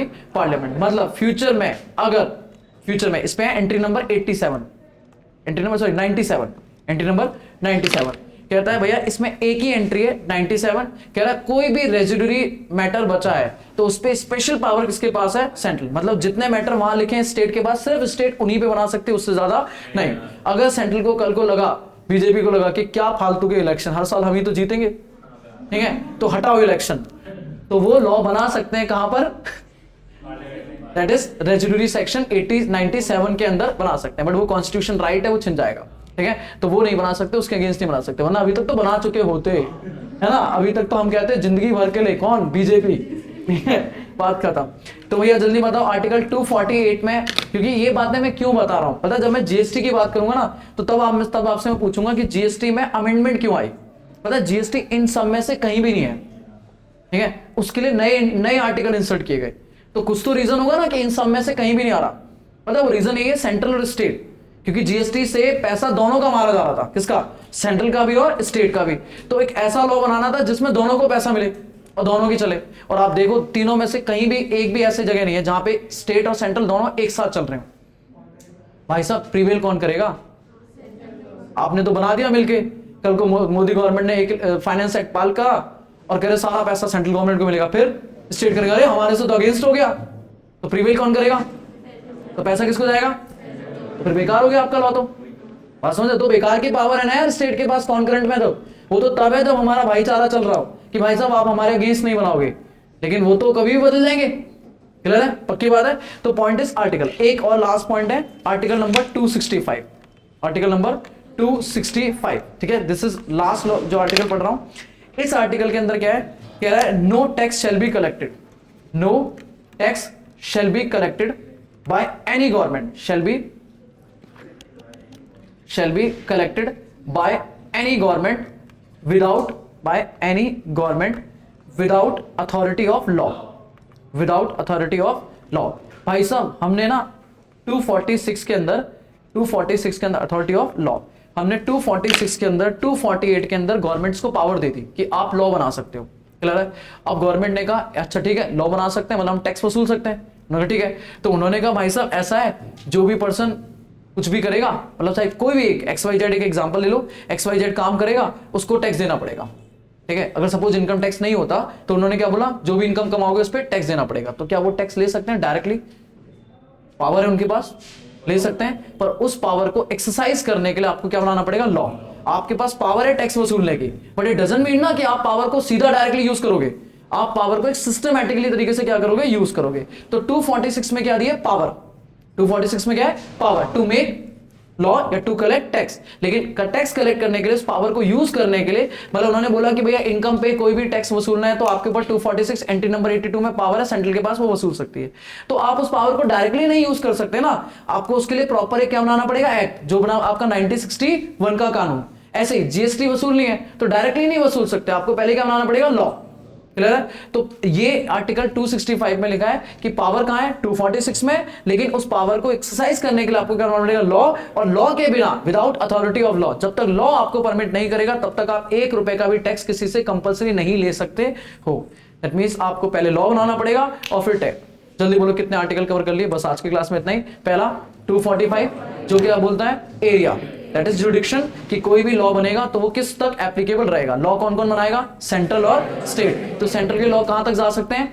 Whole India. स्टेट के लॉ कहां से जा सकते हैं? होल स्टेट, स्टेट या पार्ट। ठीक है। 246 में क्या लिखा है? मैटर्स, किन मैटर्स पे लॉ बनाया जा सकता है। कौन सी लिस्ट है यहाँ पर? 7th शेड्यूल में लिस्ट है। 7th शेड्यूल में क्या है? लिस्ट। कितनी लिस्ट है मेरे बच्चे? 3। पहला यूनियन और कॉन्करेंट। यूनियन में जो भी मैटर पे कौन बनाएगा? स्टेट। तो सेंट्रल गवर्नमेंट जो बनाएगी उसका लॉ कहां तक एप्लीकेबल होगा? होल इंडिया या part of India. State list में जो भी मैटर बनेंगे उस पे लॉ जो बनेगा उसका एप्लीकेबिलिटी 245 के यहां से कहां आएगी?